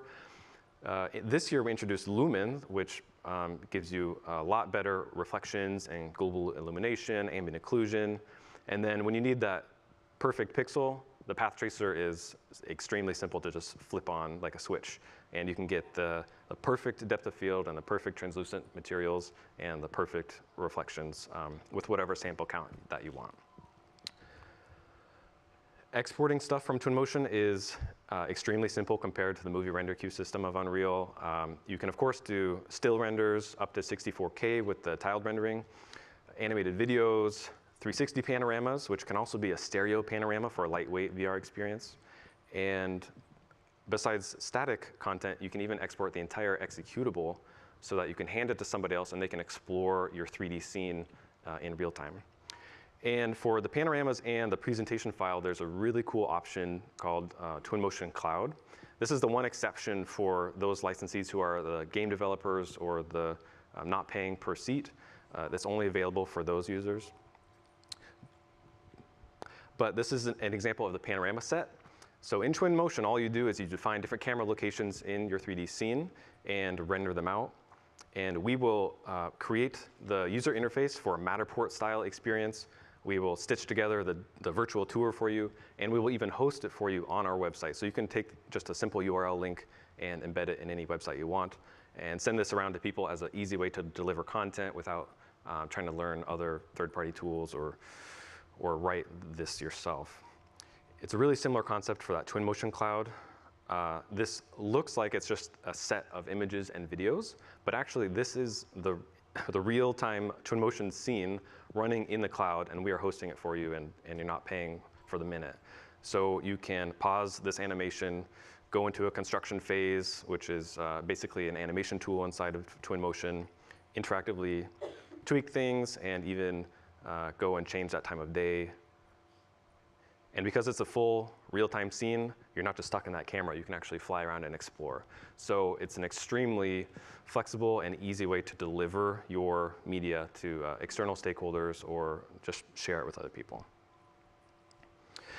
So Twinmotion and Unreal, those are your options for rendering content. And reality capture is where you would probably start. This is our state-of-the-art photogrammetry tool. It is the fastest and the most accurate in the industry. Lets you combine any number of photographs and laser scans to create 3D objects or to create point clouds for any sort of purpose that you might be thinking of for your type of industry. And there's a lot of different tools inside there for working with that data, analyzing it, and cleaning it up. So this is a community example, a historical chapel building. It is created from tens of thousands of photographs and laser scans. And when you use the clipping box here, you can see the absolutely insane level of detail on the inside and the outside of this building. And there were a few sessions today from partners using this for even larger projects than this, and it's really fascinating. So for this type of project where you need perfect accuracy, it's just incredible. And besides the 3D content, you can also use it for these 2D orthographic images, use it for all sorts of different measurements and outputs. And yeah, besides like historical buildings and just recreating existing objects, you can use it for game assets and movie assets. Anything that you have in the real world that you would like to digitize, reality capture is where you'd go for that. I recently got to use this on a webinar that we did. So this is data from Vexel Imaging Group. They're a provider of aerial imagery for GIS things. This is a 150 megapixel image from an airplane, extremely high resolution, and they gave me 1,400 of those. So I put that 100 gigabytes of data into Reality Capture, and I didn't set up any settings. I didn't set any control points or anything. I just told it to align the images. And the end result was a 5 by 7 kilometer square of downtown Las Vegas. So this is absolutely crazy quality. It's not even the high detail setting, but it's still 500 million triangles. And you can practically get down on the street and be exploring the city that way. So very, very powerful technology, and this was a fun project to learn that on. It works at any scale, though. You can scan a tiny little coin, or a piece of fruit, a house, and a mountain range, or an entire city. These are just examples from our Quixel asset library, the Megascans. And every Megascan, almost every Megascan, is coming through a Reality Capture pipeline. So if you've ever used those assets, or you've ever seen one of our demos, then you've already been hands-on with the products from this tool, and this is your reminder that you could do it yourself. You don't need crazy equipment like one of our team members is using here. You could use anything from cell phone images to a hobby drone, up to aircraft and satellites and Mars rovers, which there's a demo of down in the expo. If you're interested in learning more about photogrammetry, there's a really cool learning path that I think people are not really aware of. But this is more than 80 modules, including hardware, lighting, processing, and exporting, just about everything there is to do inside, not just capturing reality, but the fundamental concepts of photogrammetry. I have to give an honorable mention to another product, which is Reality Scan. So this is a mobile app available for Android and iOS. It uses the power of Reality Capture, but on your cell phone. So it has a really intuitive, guided, augmented reality interface. Again, you can test this down at the expo with some products, some actual physical props we brought. It's a great introduction to photogrammetry. It's really lightweight, and we process your models for you and host them on Sketchfab. So for the principles of photogrammetry, it's the same as Reality Capture, but the details of how the product works is different and won't really apply to some of the other examples later. Okay, so that's the overview of the 3 products. We have our 2 content creation pieces for Unreal Engine and Twinmotion, and then for actually creating individual assets from scratch, you would have Reality Capture. But now we're going to talk about how they actually talk to one another. For Reality Capture to Unreal Engine, this is super standard. Like I said, all of our demos are made this way. So this is the medieval sample project you can download from the launcher, almost entirely these types of assets. And there's a great short tutorial from Jakub van Ko on YouTube about taking like this Outlook tower and bringing it into Unreal. And all it is selecting an Unreal Engine scene conversion when you export it, which is really easy. If you're targeting like a mobile platform or you're really optimization conscious, you can do simplification and baking inside of Reality Capture. But Nanite and virtual textures are great Unreal Engine features for photogrammetry. So you can have insanely high resolution meshes and textures, no problem. The other direction doesn't seem that intuitive, like Unreal Engine to Reality Capture, but I found one use case for you. This is a model that I scanned recently at Sandcastle, and I really like how it turned out. I think the model and the texture is really high res, but the UVs leave some room to be desired. Reality Capture really, really prioritizes texel density and avoiding stretching, but sometimes it's to a fault. So what you can do is export that to Unreal Engine and use Unreal as a modeling tool. So I hope you're aware that there's a whole modeling mode in Unreal Engine with like dozens, maybe 100 different tools, one of which is a full-blown UV editor. So you can reproject UVs, move around the UV islands, you can cut and sew individual edges. There's so many tools in there that even I was discovering as I was playing around with this. This was the end result for me. It looks closer to what maybe a human would UV on a mostly flat object like that. In Reality Capture, you can import that FBX file with the proper UVs, and it'll come in the same spot. Then you can open up our texture projection tool. So this will let you target the high-res model and bake it down to whatever you imported. And it looks the same. It looks just as good. But when you open up the UVs, it obviously makes much better use of that precious texture space. So you can reduce the resolution of the texture and get the same results. And on the Twinmotion side, it is identical. So you're going to export that same FBX file. Back to that city project that I was working on, I exported this in multiple chunks at different resolutions because Twinmotion does not have nanite. So I had to be just a little conscious of the poly count.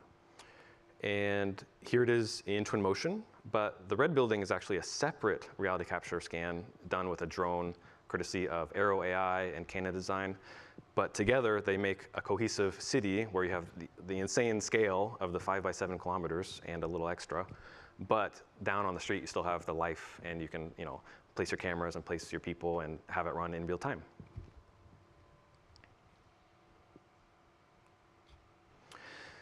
Twinmotion to Unreal has been a big theme of mine this year, making sure that people are aware that that is an option. So this is a scene in Twinmotion. The structure, the room was imported from an external file, and then there's some asset library meshes scattered around. And this could be perfect just to do renderings within Twinmotion, but let's say hypothetically we want to do something that we can only do in Unreal Engine, like put it onto an LED wall and do some sort of film shoot with it, or use some other plugin or marketplace asset to interact with it. That's where we can go to the File menu and do a Datasmith export. And when you do this, you should almost always use that optimized export. When you point it at a Unreal Engine project directory, it will migrate over some material files to the project, but it will export a Datasmith file and an associated assets folder. Then in Unreal Engine, you go to the Datasmith import, and you target that file, and you get the same scene in Unreal. So it looks almost exactly the same, but you might wonder, like, why would you use both when you have the same scene? The really good use case is from the architecture industry, which I work a lot with. In an architecture firm, it might not be uncommon to have 20 or 30 different 3D designers who are working with 3D scenes or exporting 3D content day in and day out. And yet that same firm who loves our software only has 1 or 2 Unreal specialists. So because Twinmotion is easier to pick up and easier to onboard 40 different designers from different backgrounds, that lets them prepare environments and create things for the Unreal Engine pipeline that then gets upgraded for the Unreal specialist to work with, then do whatever they want with. So that would let you do more Unreal Engine projects with fewer Unreal Engine developers, since their time is not spent importing models and assigning materials and setting up basic props and things. There's a couple limitations. It's not a perfect one-to-one conversion at this point, so animated things don't come through. That includes the pedestrian paths and the vehicle paths. Also, the weather and ambience systems don't come over. For example, if you make a moody nighttime scene where it's raining and the ground is wet, when you import it to Unreal Engine, it will be daytime again. So some of the material parameters for like a wet ground are still there in Unreal, and you can reconfigure them, but that whole system doesn't come over, and the particle effects from like a rainy or snowy scene won't come over. So you should think about it more as like a environment prep tool. I get a lot of questions about the other direction. So you have Unreal Engine blueprints and super awesome custom Unreal materials, and you want to bring that for your Twinmotion designers to use. Unfortunately, the answer is no. We do not have a two-way bridge at this point, even though with every release, Twinmotion and Unreal Engine do get closer and closer together. I do have an asterisk here, because there's kind of an emergency lever you can pull if you really, really need something, and that would be another file export. So this is the Hillside sample project from Unreal Engine. Gorgeous scene, by the way, definitely worth checking out.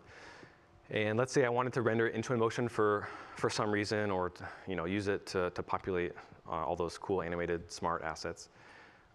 There's a couple problems with the file export system, like if we have a few hundred instances of trees, those instances won't really be carried over in that file the same way. So I wouldn't recommend embedding every single tree into one FBX, for example. But when you go to the file menu, you can do an export of your selected objects, or you can export your entire scene. And in this case, I was just exporting what I wanted to render.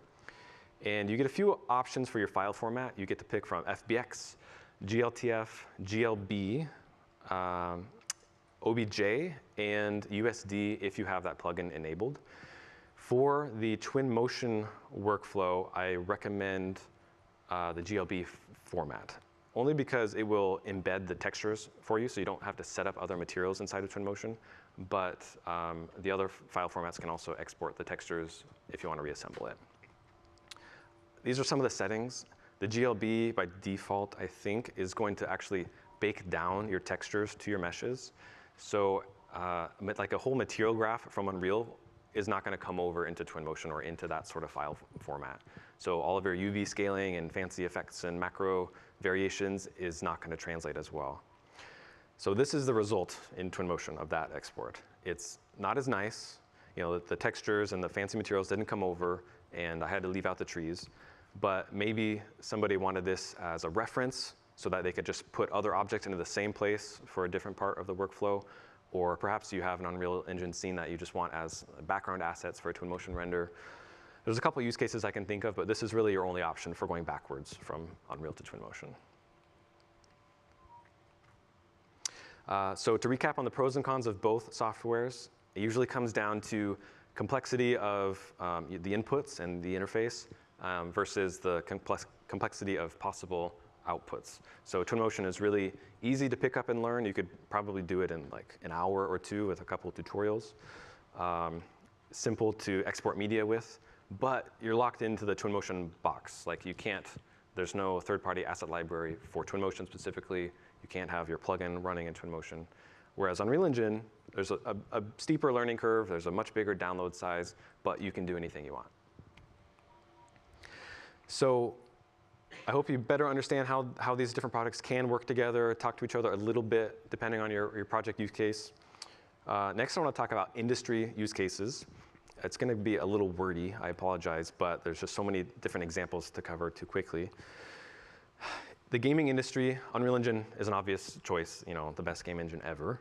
And reality capture is definitely an industry standard for creating assets and using that in your game. Twinmotion is less of a clear use case. I don't know of any game studios using Twinmotion per se, so if you are, please come find me and talk to me so I can learn more. But I think it can still be a good tool for ideation, quickly prototyping environments, not quite level design, but maybe like a 3D concept art tool. Architecture, engineering, and construction. I'm a little closer to this.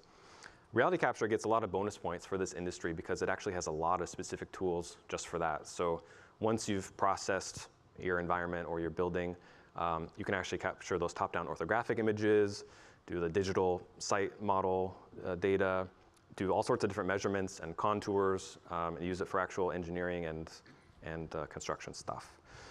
Twinmotion, of course, that was an ArcViz tool originally, so it's great for rendering, great for importing your BIM models. And then Unreal Engine is where you would kind of upgrade if you wanted something custom, like a custom UI or an iPad app that does augmented reality. And if you ever needed to reach outside of Unreal Engine and connect to live data for digital twins or connect to a GIS system for something, then that's where you would go. For fashion and consumer goods, you definitely could scan products with reality capture.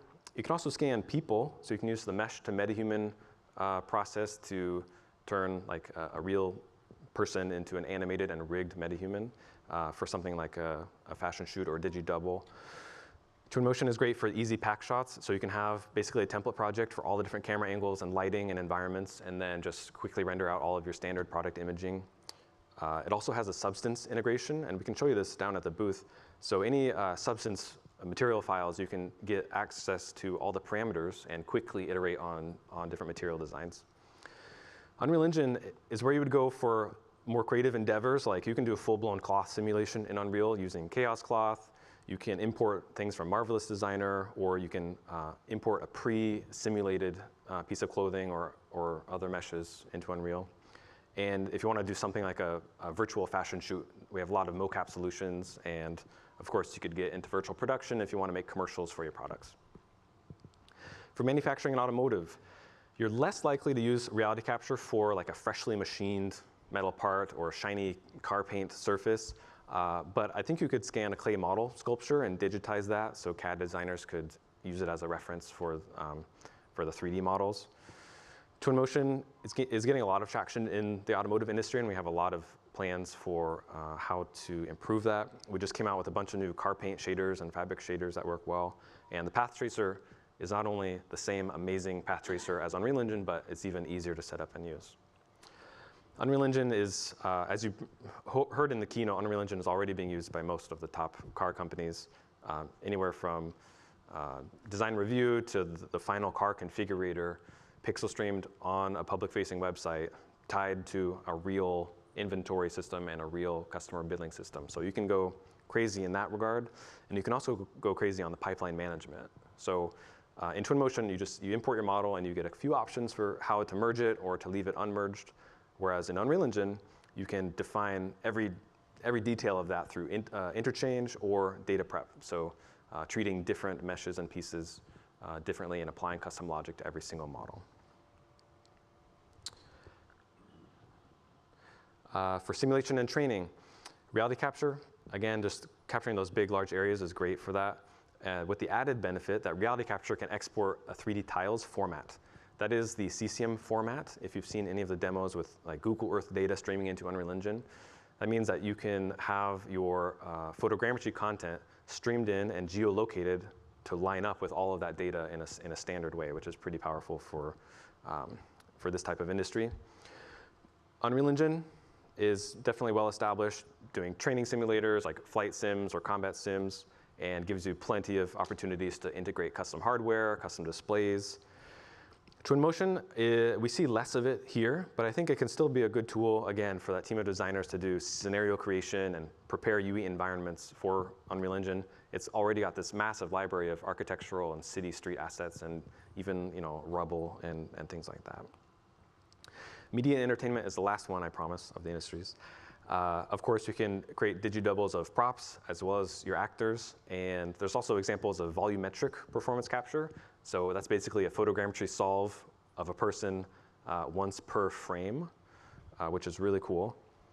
Twinmotion is getting a lot of traction for set design. So quickly mocking up your 3D scenes for a production shoot, importing your Rhino and SketchUp models and getting proof of those before you actually implement anything in the real world.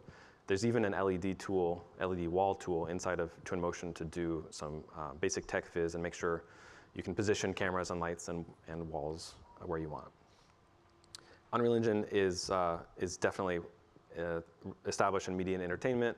We already know that more than 800 film and TV shows are being created with our very robust animation tools there. So I wanted to end this talk with a personal project. I wanted to put my money where my mouth was and use all three products in one project. And it was a good excuse to have some creative fun as well. So I started in Twinmotion just as a concepting tool. Where I live in San Diego, there's a lot of construction going on right now. So sometimes I just look out the window and think about like a construction video game. And I figured I could create something in Twinmotion since there are so many construction assets already there. So I made this really basic plot of land and spread out some trees and started dumping all these construction assets in.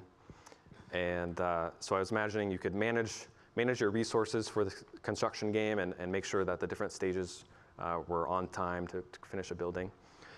But it was about at this point that I realized this is maybe a lot of complexity for like a proof of concept presentation. And I had a stretch goal of putting this into UEFN.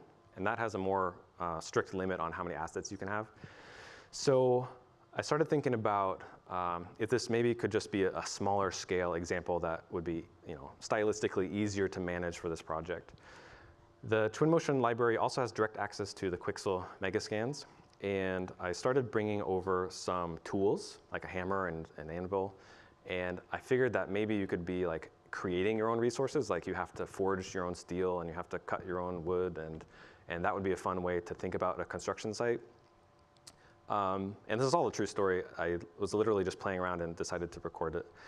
So then I was thinking, okay, it's kind of like a backyard experience, like you're building a skyscraper in your backyard. But that's about as far as I went with this backyard concept. I was also thinking that it would be even simpler to create assets from a different local location because I live near the ocean, and maybe this could be like more of a sand castle type experience. So I bought some toy construction trucks at the thrift store, which I guess is part of my job description now.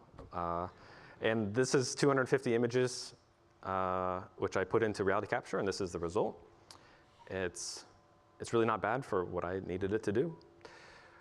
I used Unreal Engine again as my modeling tool. So I re-UV'd things, I filled holes, I rebaked the textures, I separated the different movable components, so the bucket of the truck and the wheels of the truck, I dislodged and made them separate assets.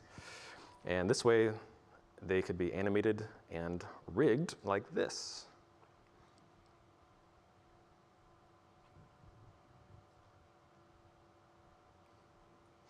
I scanned several other assets, like a little bulldozer. This is the sandcastle, and fun fact, 1 minute after I finished capturing a few hundred images of my sandcastle, it was washed away by the ocean, which was pretty dramatic. I also took out a drone and scanned a local park. So it's just kind of an empty hillside, but I figured this would serve as like an undeveloped piece of land that you needed to clear as part of the game.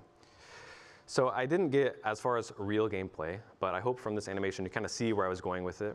Every asset here is a reality capture object from my local environment, and all the little trucks could be delivering materials to you, and you have to clear this land.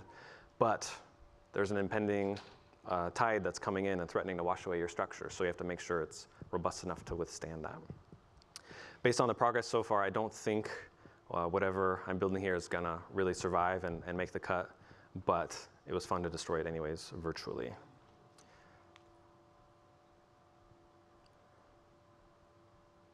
Yeah, it's game over, unfortunately.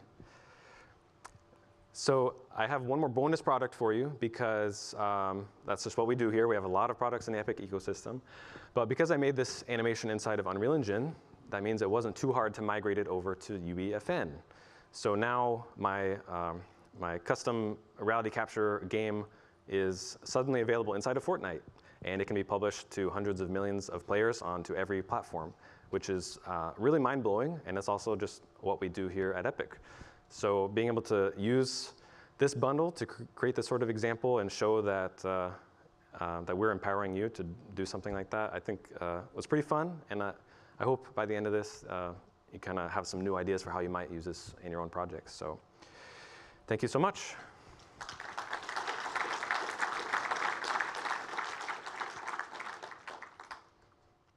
And we have plenty of time for Q&A.